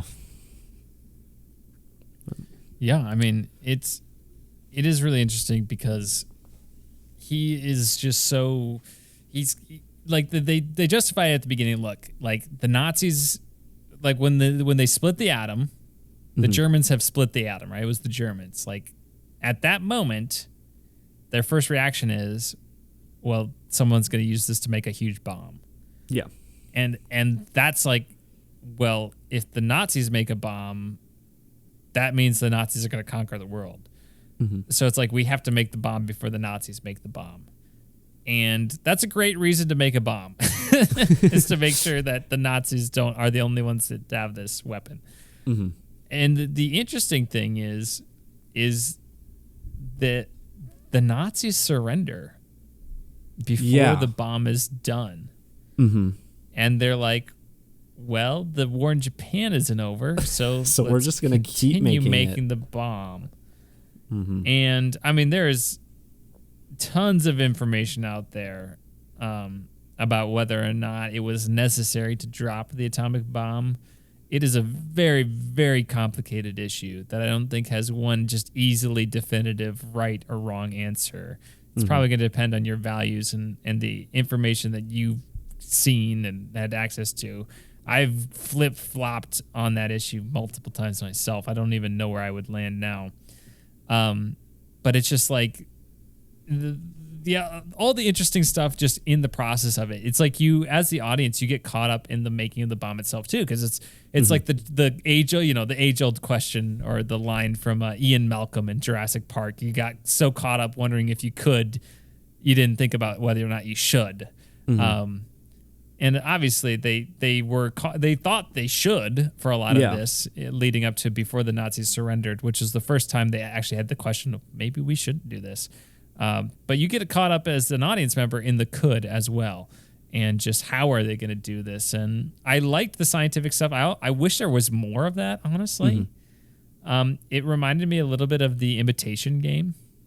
I think there's a lot of comparisons here with the Imitation Game. The Imitation Game is a much smaller scope than this. Sure. Yeah. But similar and it has very interesting moral dilemmas in the Imitation Game as well. Which I highly recommend. That would be a good kind of movie to pair along with Oppenheimer, kind of moral dilemma things in terms of technology in World War II. I think it was World War II. I thought a lot of this was just fascinating to watch. Of course, one of the big questions, I think maybe the question that hooked Christopher Nolan and made him want to make this movie was, when they triggered the button on the Trinity test, the first atomic bomb test, they thought there was a chance they might end the world. Yeah. Which I based on the interviews I've seen, that seems like to be like the thing that hooked Christopher Nolan and made him want to make this movie was to take audiences to that point in history, which obviously we're here. So, unless we're in some alternative dimension that skewed off from this point in time, the world did not end. But the tension of the moment is not lost because I thought that was just incredibly well directed. And just again, the complementary nature of the effects, the music, the acting, it all just came together so well. I think that is the best sequence of cinema that we're going to see this year. If something upstages that, I'll be highly impressed, because I was like, wow, just very intense, gorgeous, horrific, complicated, all of these things going through your mind all at once during this. And I thought it was just a really, really, really good moment and great filmmaking. Well, and of course that question then ties into the ending as well, which I think is such a good ending to this movie. Yeah. I think it's fantastic. Probably one of my favorite Nolan endings, just in general, of the ones I've seen. But yeah, his conversation with Einstein, and I don't remember the exact quote, but he's like, how I showed you like the we thought that maybe we would we would cause a ripple or a reaction that would lead to the end of the world, or the ripple effect, a chain. I think he said chain reaction that would lead to the end of the world. He's like, yeah, so I think we did, like that's, he just like, it's very chilling. That's so good and horrifying. And I also love how that whole time you can see Strauss coming in the background, like walking towards them out of focus. I thought that was a fun detail too. But yeah, there's a bunch of just great moments in here, whether it's like, when they're picking which cities they're going to bomb. Oh, it's like, well, we can't bomb Kyoto because of the cultural significance, and my wife and I honeymoon there. It's a nice place. It's like the casual nature of deciding which 100,000 people are going to die is just disturbing. And then like another great moment is like the bombs are getting sent off, and Oppenheimer's like, oh, yeah, no, like, so am I going to am I going to go with you to Washington? And Matt Damon's character is like, well, why? It's like, Yeah. oh shoot, like, like you did your job.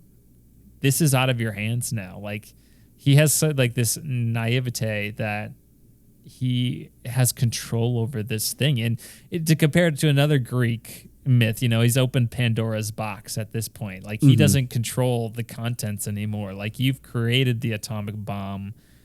It's not your decision to handle it. That's No. out of your control, which is something that he wants at first. It's like, look, I'm just making the bomb. It's what they do with it is beyond my pay grade, but it's almost like he wants that ownership, and like he doesn't realize that he doesn't have it until it's kind of too late. And it's like, your role is done. You have that great scene with Harry Truman, the president. Oh yeah. Who's like, get this Gary crybaby Oldman. out of here. Yeah, which I didn't even realize was Gary Oldman.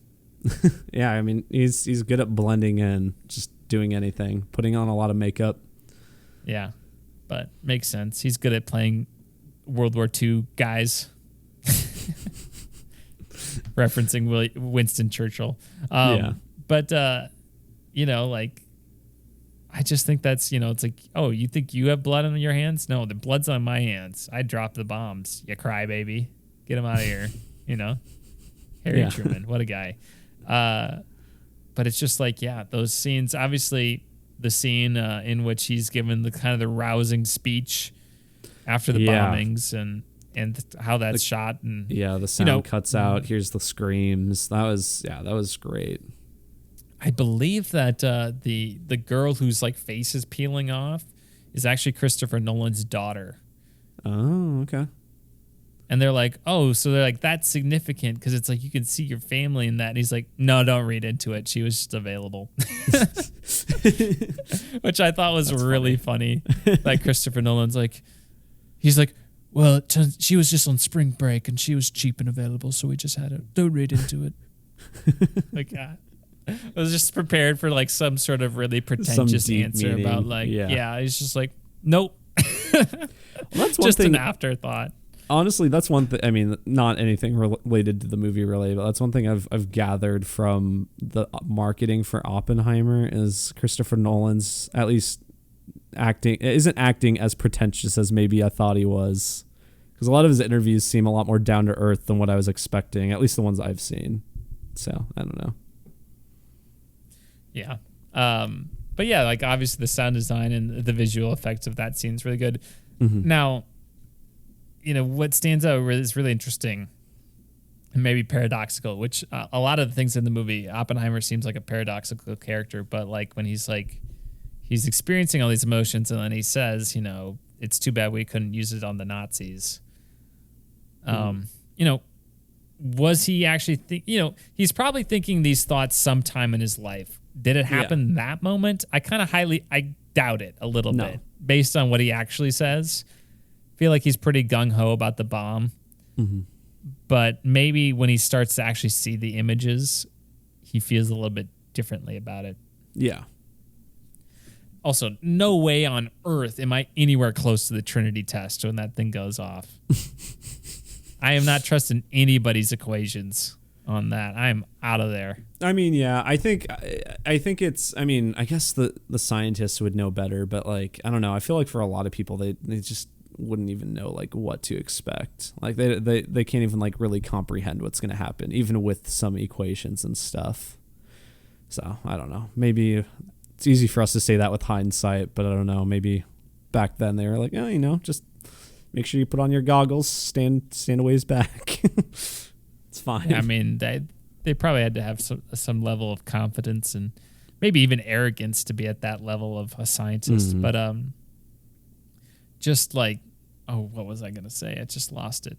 But just like the dark humor that's in this. How they're taking side bets on whether or not the world's gonna end. Oh yeah. That was pretty good. Or like even they're like, hey, you're going to be like here and then you guys will be watching from this point. They're like, we're going to be watching from there. It's like, well, you should be safe based on your calculations. So, there's a line that's like, put your mouth where your numbers are or something like that. They said like, something about your math.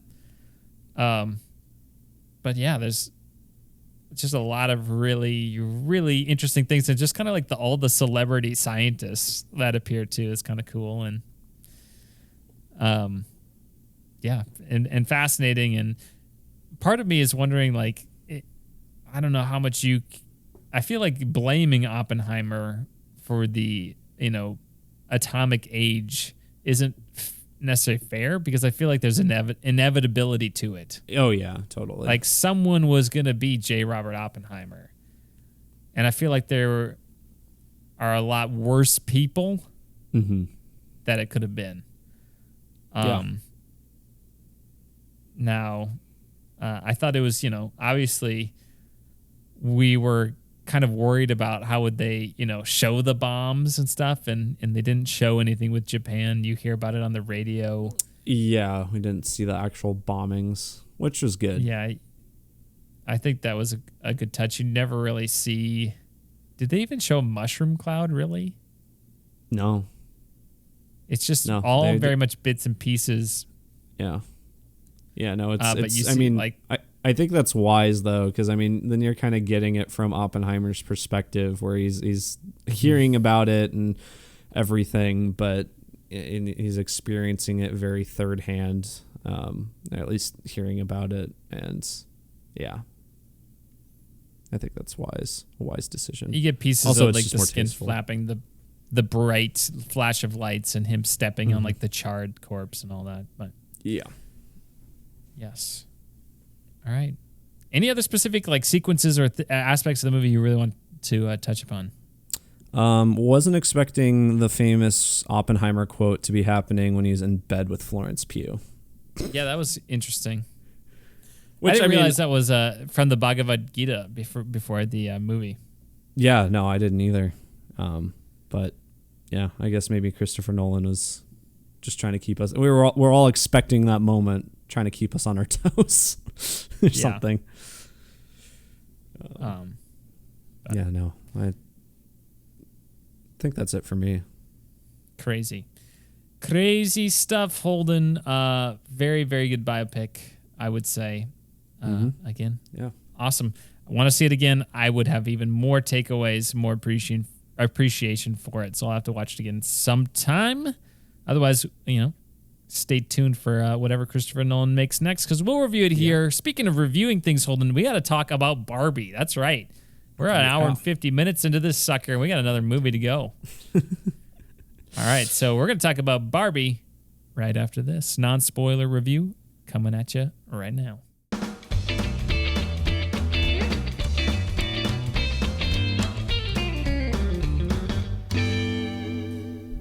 All right, Holden, Barbie time. That's right. The Barben part of Barbenheimer. the Barb. All right.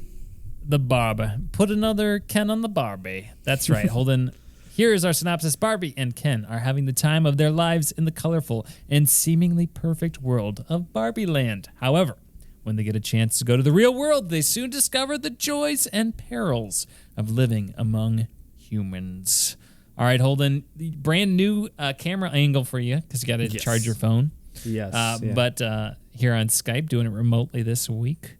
But Holden, Barbie, your thoughts on the other part of this double feature for Barbenheimer? This is, of course, directed by Greta Gerwig, has a budget of somewhere between 145 million, which there was a ton of marketing that went into this. Yeah. Rotten Tomatoes has it at a 90% right now. Holden, what are your thoughts? Well, Jimmy, it's funny you said what you did in the synopsis, because I also had a time of my life. I loved this movie. I adore this movie, and I kind of expected to. So I'm glad my expectations were at least met.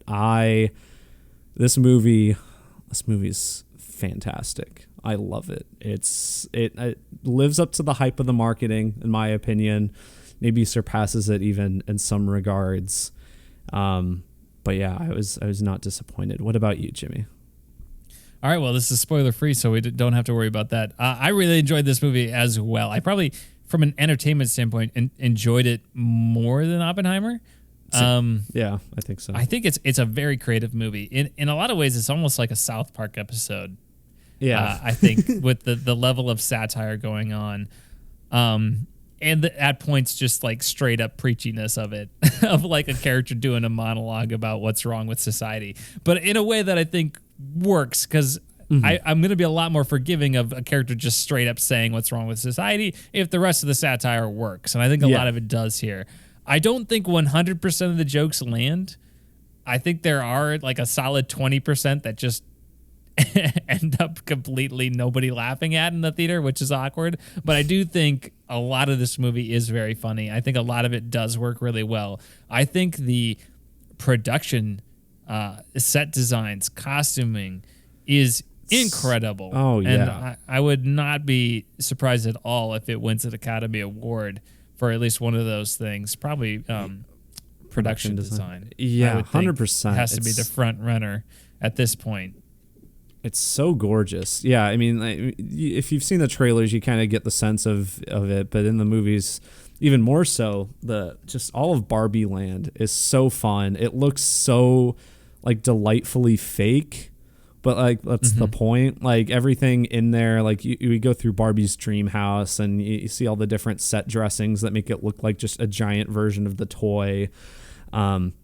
And you go through the world and there's just a lot of like things that are just like stickers. Like there's like a, pretends to be the inside of a fridge and it's actually just the sticker or whatever. And lots of just solid plasticky looking things that fit for what you would think a Barbie world would be.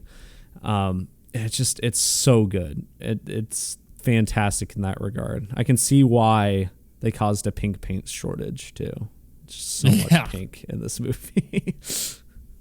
Incredible. The performances here are outstanding. Margot Robbie, I think, was the perfect choice for this role. She absolutely knocked it out of the park.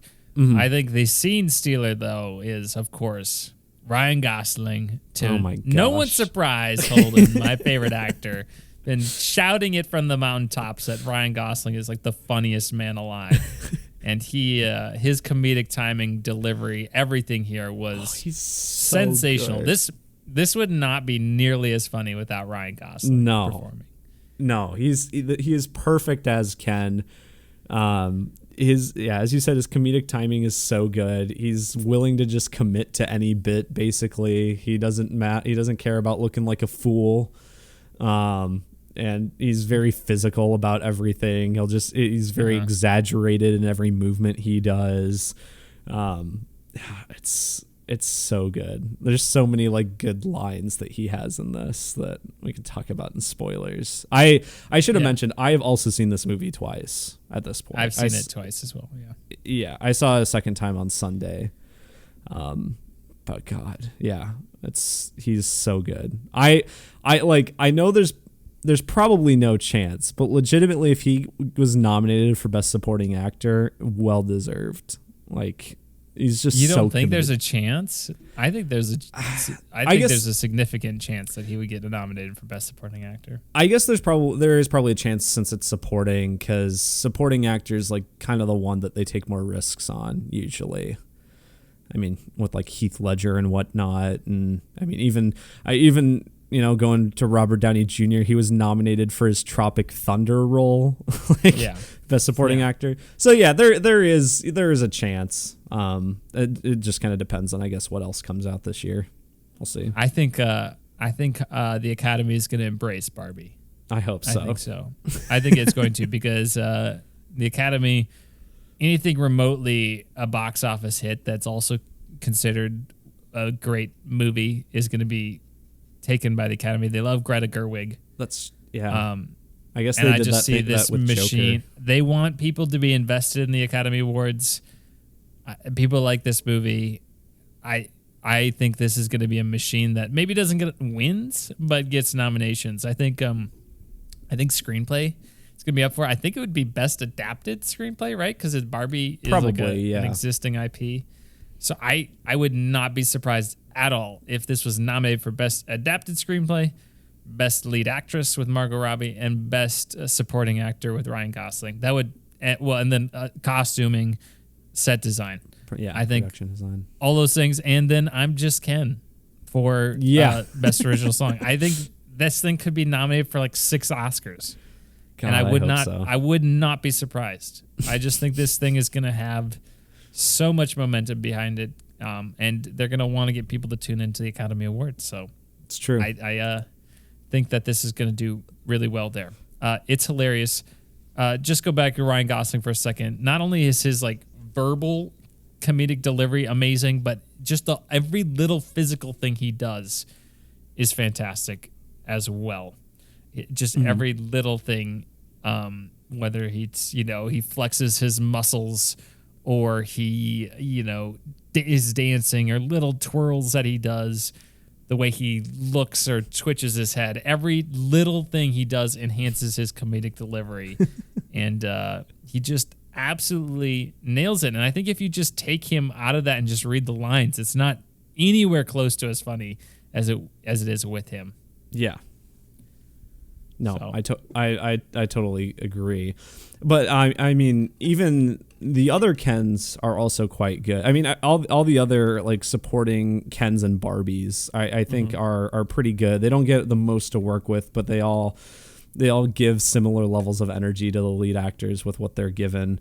I mean, like the rival Ken played by Simu Liu was also very fun. I like him as he's a good kind of antagonist for that Ken character. And you have what's his name who plays Gravik was also very funny in this. Yeah, they're all great, and it's a bunch of actors. I wouldn't say it's like a who's who necessarily, but a lot of people you might recognize just kind of in these smaller roles, giving it their all and clearly having a lot of fun with it, both physically and just with the dialogue and whatever. Yeah, very great, just cast in general, especially with the Barbie world. Yeah, Michael Cera as Alan. Oh, is great. He's so good. Alan's awesome. Yeah, and I think one of the bigger gripes I've heard that I could see, I can somewhat agree with, is like the Will Ferrell and this Mattel storyline like doesn't need to be in there. True. Yeah, but I still think it's fun. I think it's fun too. I actually liked it more the second time I saw it than the first time. The first time I was like, yeah, that seemed like to go in and out of the movie, and didn't seem to need to be in there because this movie goes in directions that I did not see coming, which was surprising from the trailer. Yeah. And in ways that were fun and I think effective as well. So, yeah, I thought Will Ferrell was pretty funny. I wish he had a little bit more to work with, but he had some of my biggest laughs. Yeah, he did have some pretty great lines in it. In the movie. I was surprised at how much they kind of like went back to Barbie world after they were in the real world, which was nice. And there is a nice like emotional core to this film as well. Yeah. Yeah, no, there is. There's a few like kind of stand out, probably like 3 or 4 moments where it kind of, the humor takes a back seat and it becomes more focused on the emotional angle. And I think it works really well in general. It's just it becomes kind of existential, like in some ways. Yeah, I've seen existential. Yeah, I've seen a lot of jokes saying that like, oh gosh, maybe I watched Oppenheimer and Barbie in the wrong order. Get too sad watching Barbie, but. Yeah, no, in general, I think the way they balance that, and it is kind of a drastic shift when it gets to those scenes, but it also never really feels out of place either. Like it feels, it's kind of at points in the movie where clearly there needs to be a bit more, emotional something going on there rather than just the humor. Yeah. So then they take the time to do that, and it just kind of works perfectly, clicks together. Yeah. I guess if I had a critique of this movie, I think it's maybe a little long. I think the ending goes on a little long, and it's not super necessary. The final joke of the movie, I was like, didn't really hit for me. It's I thought it was kind of abrupt funny. ending. But I think there's a lot of really good stuff to this movie. One thing I haven't heard. But I thought while I was watching it, especially the second time, is like there's a very like, especially concerning the Mattel stuff, there's a very Wes Anderson feel to this movie at times. Like it's very like symmetrical and silly, and the dialogue is quirky, and I just got huge Wes Anderson vibes. Whether it's this chase in this building or just the set designs themselves. I don't know if you felt that at all. I definitely felt it. I also there's this French movie that I haven't seen, but I've seen a lot of clips from, called Playtime. I don't know if you've heard of it. I don't remember who directed it. I think it's from like the 80s or something. But I think I saw Greta Gerwig say it was an influence, because that movie, it's like a comedy movie, but like it's these very like silly situations and like these big diorama set. Like I think most of the shots are very wide, like diorama shots, and there's like little jokes happening here or there around. It's like a very quirky and like original looking movie, and I the clips I've seen from that, I definitely see the influence there, but I also wouldn't be surprised if Wes Anderson is influenced by that movie. But yeah, there's definitely a Wes Anderson movie influence with like that symmetry and just how colorful it can be and everything. Yeah, it's definitely in the humor and everything. It's there. Not necessarily influence, but just the vibe of it. Yeah, vibe. Felt like I was like, if you took that out, it's like I almost felt like it came out of a Wes Anderson movie for me. But I thought the music complemented the movie really well in ways that the light and fun stuff, but also the more existential stuff I thought was really nice. Yeah, I thought both the original score and also the original songs written for it, like on just the greater soundtrack by the various artists, I thought those were all really good. So yeah. Again, I thought the message was interesting, not subtle at all, but I thought it was funny, and I thought it worked in the context of the movie. Some people are gonna I think there's like.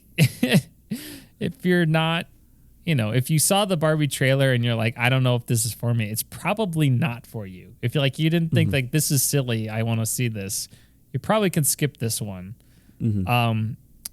With that being said, though, like my mom wasn't really interested in going, and my dad was like, oh, that kind of looks fun. So we went, and both of them really enjoyed it. Nice. So, yeah, it'd be interesting if you really like Barbie. Obviously, there's some Barbie tidbits in there for you, some fan service. But if you're not into Barbie, you know nothing about Barbie like us. If you saw the trailer and you thought it would be fun, definitely go see it. If you're a Ryan Gosling fanboy like me, eat it up. It's great. From what I understand, it really, a lot of the Barbie references they dig up are like a lot of deep cuts. And I saw, the first time I saw it with some people who were really into Barbies when they were younger, and they're like, oh, that's funny they bring that up and whatever. So yeah. But it also didn't hinder my enjoyment at all. But yeah, I didn't think it was too distracting. No. What are you gonna give this for your rating? I'm probably, gosh, I feel like I'm at like a 9.5. I'll put it slightly above Oppenheimer, just because I enjoyed it a bit more, I think. But they're both, I put them on almost equal ground in a lot of ways. I think they're both just really solid movies that have come out in this past weekend, both very deserving of the money they're earning. I think it's just so cool that like this movie even exists in the way that it does. Like that Mattel even okayed this. Like I know Mattel doesn't come out looking that bad, like from the company in the movie, but it's still like, I don't know, it's still their brand and a lot of criticism put towards it. But yeah, I think it's fantastic. I might honestly see it a third time. I really like it that much. Well, there you go. All right, Holden, let's dive into spoilers. Of course, if you haven't seen Barbie, you want to listen to the final segment of the show, What Are You Doing? Check out the time codes in the description. Otherwise, spoilers coming at you right after this.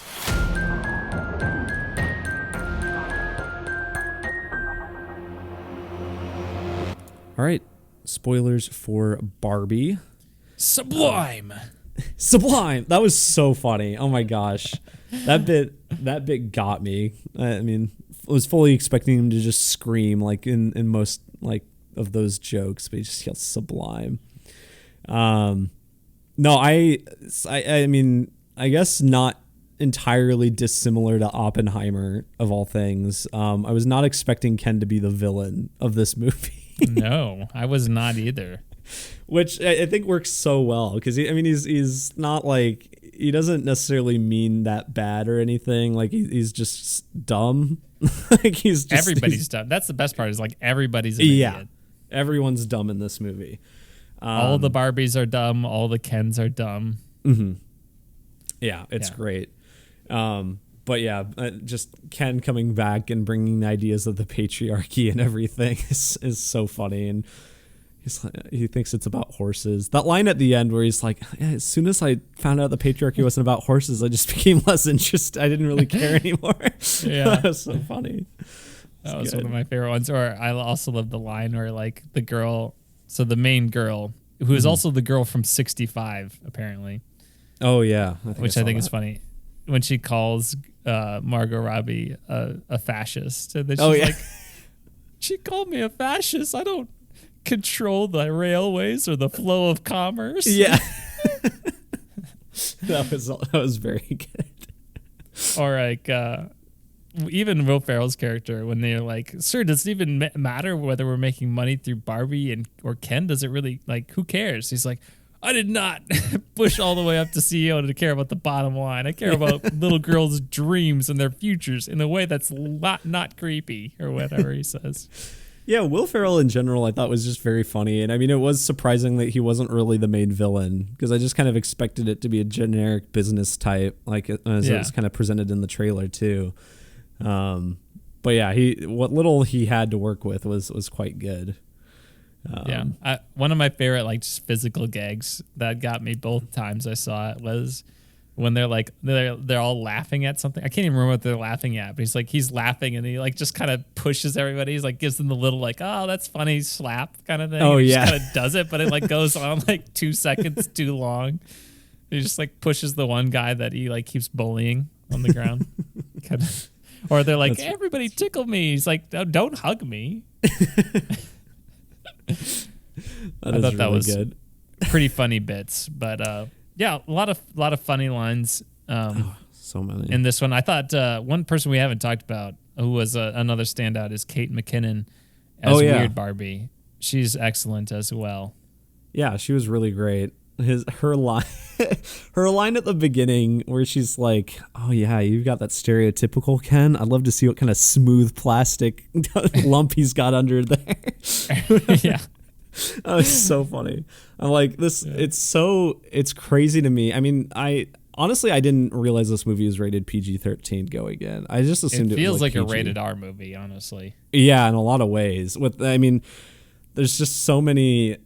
They don't really. I mean, they don't swear that much, but just with how far they go, and a lot of jokes and what they say, I was very surprised that they were able to get away with it, especially for like a Barbie movie. I just wasn't expecting it. I mean, I guess like in the trailer you got like the beach off joke, which is very funny in the movie as well. But still, even with that, I wasn't really expecting what they were gonna do. But pleasantly surprised. Ryan Gosling. If it weren't for these triple things like MBAs and doctorates, I would have conquered that world. Or swim lessons. His job's just beach. Beach. Oh, I'm not qualified to go over there or save anybody. I was just gonna stand here, you know. That's so good. Oh my gosh. Yeah. Sir, what's the time? You respect me. You know? Someone even asked me what time it was. Yeah. When he's like, I'm gonna go to the library, see if they have books about trucks. Yeah. Or like even when like he's got the Mojo Dojo Casa house or whatever. Mm-hmm. He's explaining it and he like goes and like does a pull up and then comes back down. Like just all the little things like that. Or like when he's flexing his biceps. All those little moments that he pulls off so well. Or even like the dance offs that he has Or Yeah, like oh, yeah. even at the beginning where they're like he's kind of arguing with the other Kens and like kind of dancing. Well, Or even the dance off at the end. There's that moment at the beginning after he has that has that interaction with Barbie after the party, and she goes into her house and he just kind of dances away, like the shots zoom like going out, and he's just kind of dancing away, bottom of the frame. The second time, for some reason, the thing that like I did not remember that like sent me the second time was when he's talking to Barbie that first time at night. It just goes like he does like the Beach Boy laugh kind of thing. I was like, oh my god, that's so good. Oh my gosh. Another sequence that I guess I don't know, that worked really well for me, especially the second time, was when Alan just beats the crap out of all the Kens. Oh yeah. And then they have to just turn around. And there's that. We got to get out of here before they realize to build that wall sideways instead of just up. Building it up. It's so good. And then he just, out of nowhere, he just starts beating everyone. In general, you kind of mentioned it briefly a bit ago, but that whole that like fight on the beach and the dance off is so good. That is one of my favorite parts of the movie, because it's just and like I was gonna say like the sheer scale of it is just like insane, but like it's all like it's like real props, at least on the beach, at least most of it looks very real. And it's played so like earnestly too. Like it's like it's clearly a very serious situation, or it's serious for these characters, but it's so silly. Yeah. And it's complemented by the "I'm Just Ken" song. Yes, which is so good. I will be stealing that for a karaoke night. And then the "I Am Knuff" shirt. I am Knuff. Oh my gosh, I need to get that. That's a good shirt. Good sweatshirt or whatever. I saw people already wearing those around. Oh, good. I am Knuff. Yeah, I mean, so much of the movie works really well. The twist of it being the mom, I saw a mile away. Oh, like, yeah. As soon as they showed her sitting at the desk, and then they showed her with the drawings, it's like, okay, well, that's pretty clear. And then she's like, this is cellulite Barbie, and this is irrepressible thoughts of death Barbie. I'm like, well, it's clearly you who has the Barbies. Yeah, it was like supposed to be a twist later on, but I was don't kind think of that really takes away a ton. No, I was kind of surprised they did play that out as long as they did too. But in general, America Ferrera, who plays the mom, she was pretty good in the movie. I liked her, as you kind of mentioned earlier, her like speech where she's just like spelling everything out at the end. I thought that worked really well. It kind of hit the point home very hard, but as you said, since the rest of the satire is a lot more subtle, I think it still works.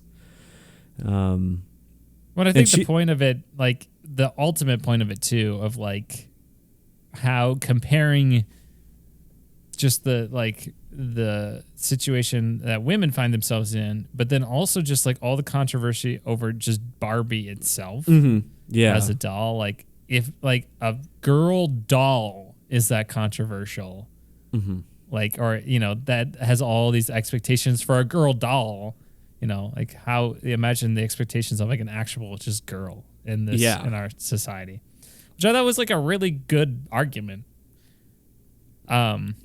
Yeah, it's a good way of like, of kind of balancing both sides of kind of the Barbie argument. It's very interesting. Yeah, I like it. And then also at the end too, it's not like they just put everything 100% the way it was. It's like, well, we can't just be terrible to the Kens anymore either.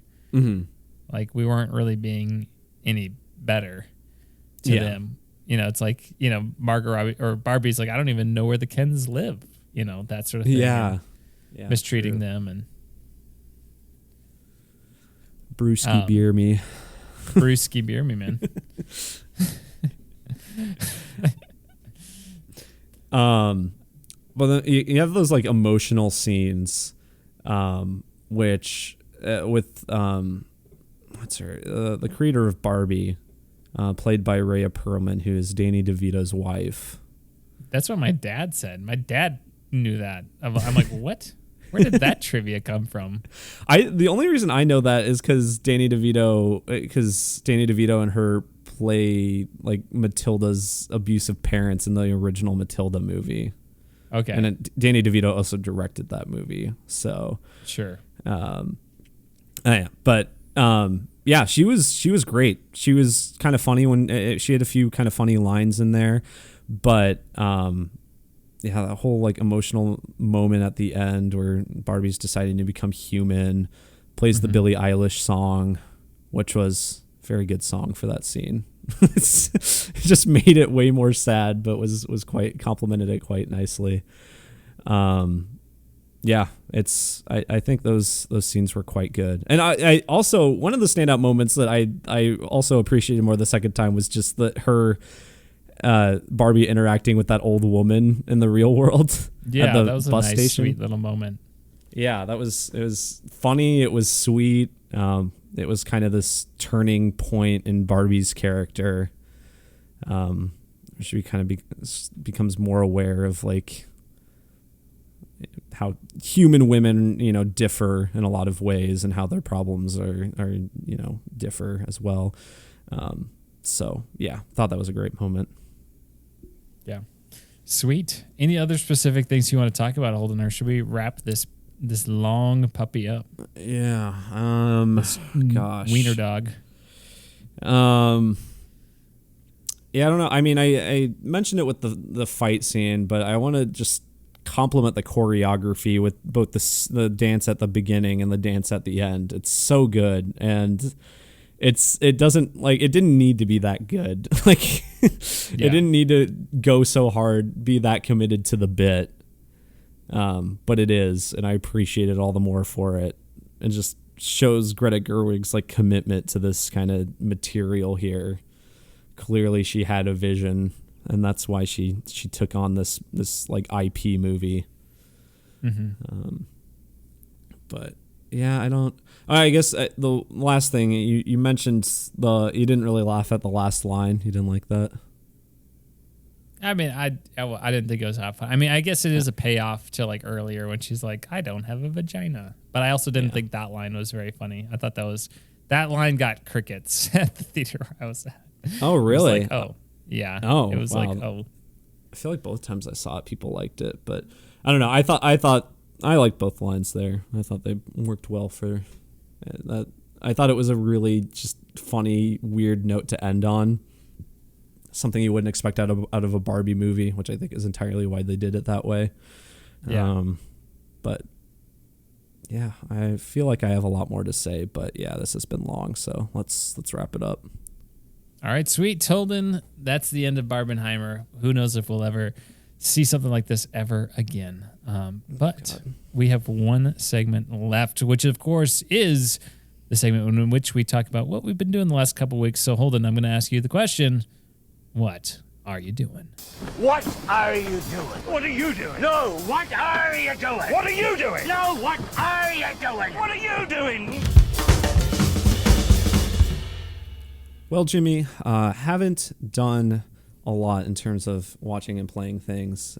I mean, I guess I've done some, but been so busy with moving and being on vacation. There's been a lot of things happening in my life. So I did, aside from the movies we watched and reviewed here, I rewatched Borat just kind of randomly. It was something that my youngest brother hadn't seen yet. And I was like, oh, well, you know what? We got some time to kill. Let's watch Borat. Still very funny. Very good. Nice. Classic. Other than that, I have been watching shows as they come out. I watched the first episode of the new season of Black Mirror just because I had like an hour to kill, and I was like, I still haven't watched any of these. Is that the Selma Hayek one? Yes. Yeah. Yes. Have you watched that one? Yeah. Well, I was asleep for half of it. Okay. I thought that one was all right. It wasn't like fantastic. Right. Yeah. It was. I mean, felt very prudent, right? Very considering modern things or like things happening with the strikes and everything. But I I was also surprised. It's like, I mean, we don't get Black Mirror episodes that have a happy ending very much. So it was like one of like 3 I can think of. So that was interesting. But yeah, did that. Other things I have been doing. I've been playing a little Ghostwire. Haven't played a ton of that.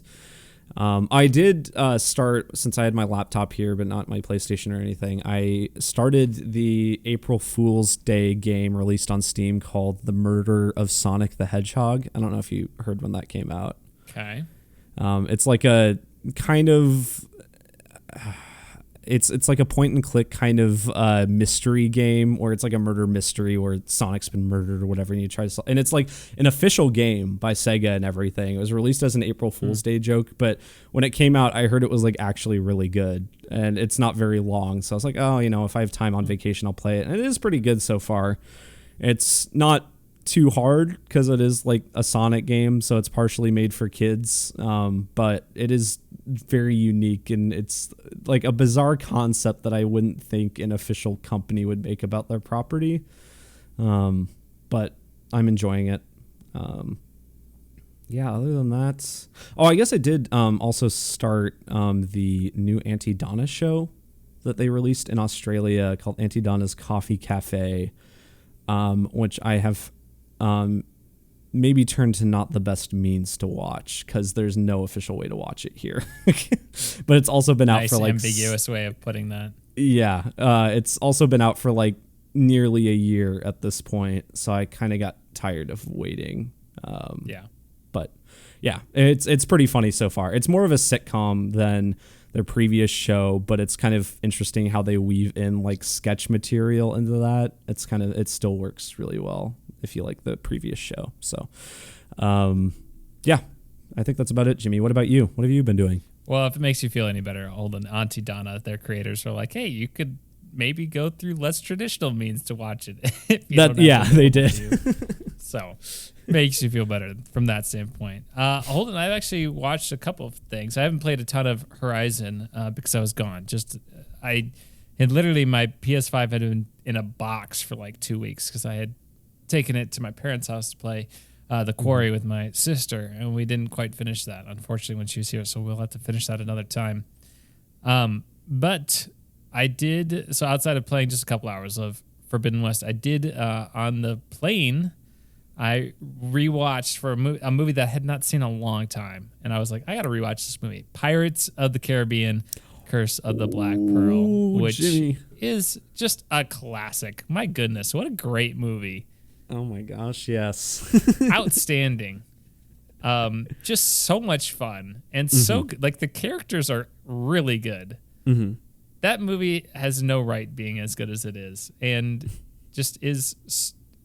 Again, I'm a huge fan of the swashbuckling adventure, and that is just definitely what that is. And it's nearly a perfect movie, to be honest with you. The last time I watched it, I just remember thinking, like, this just is Indiana Jones with pirates. It's amazing.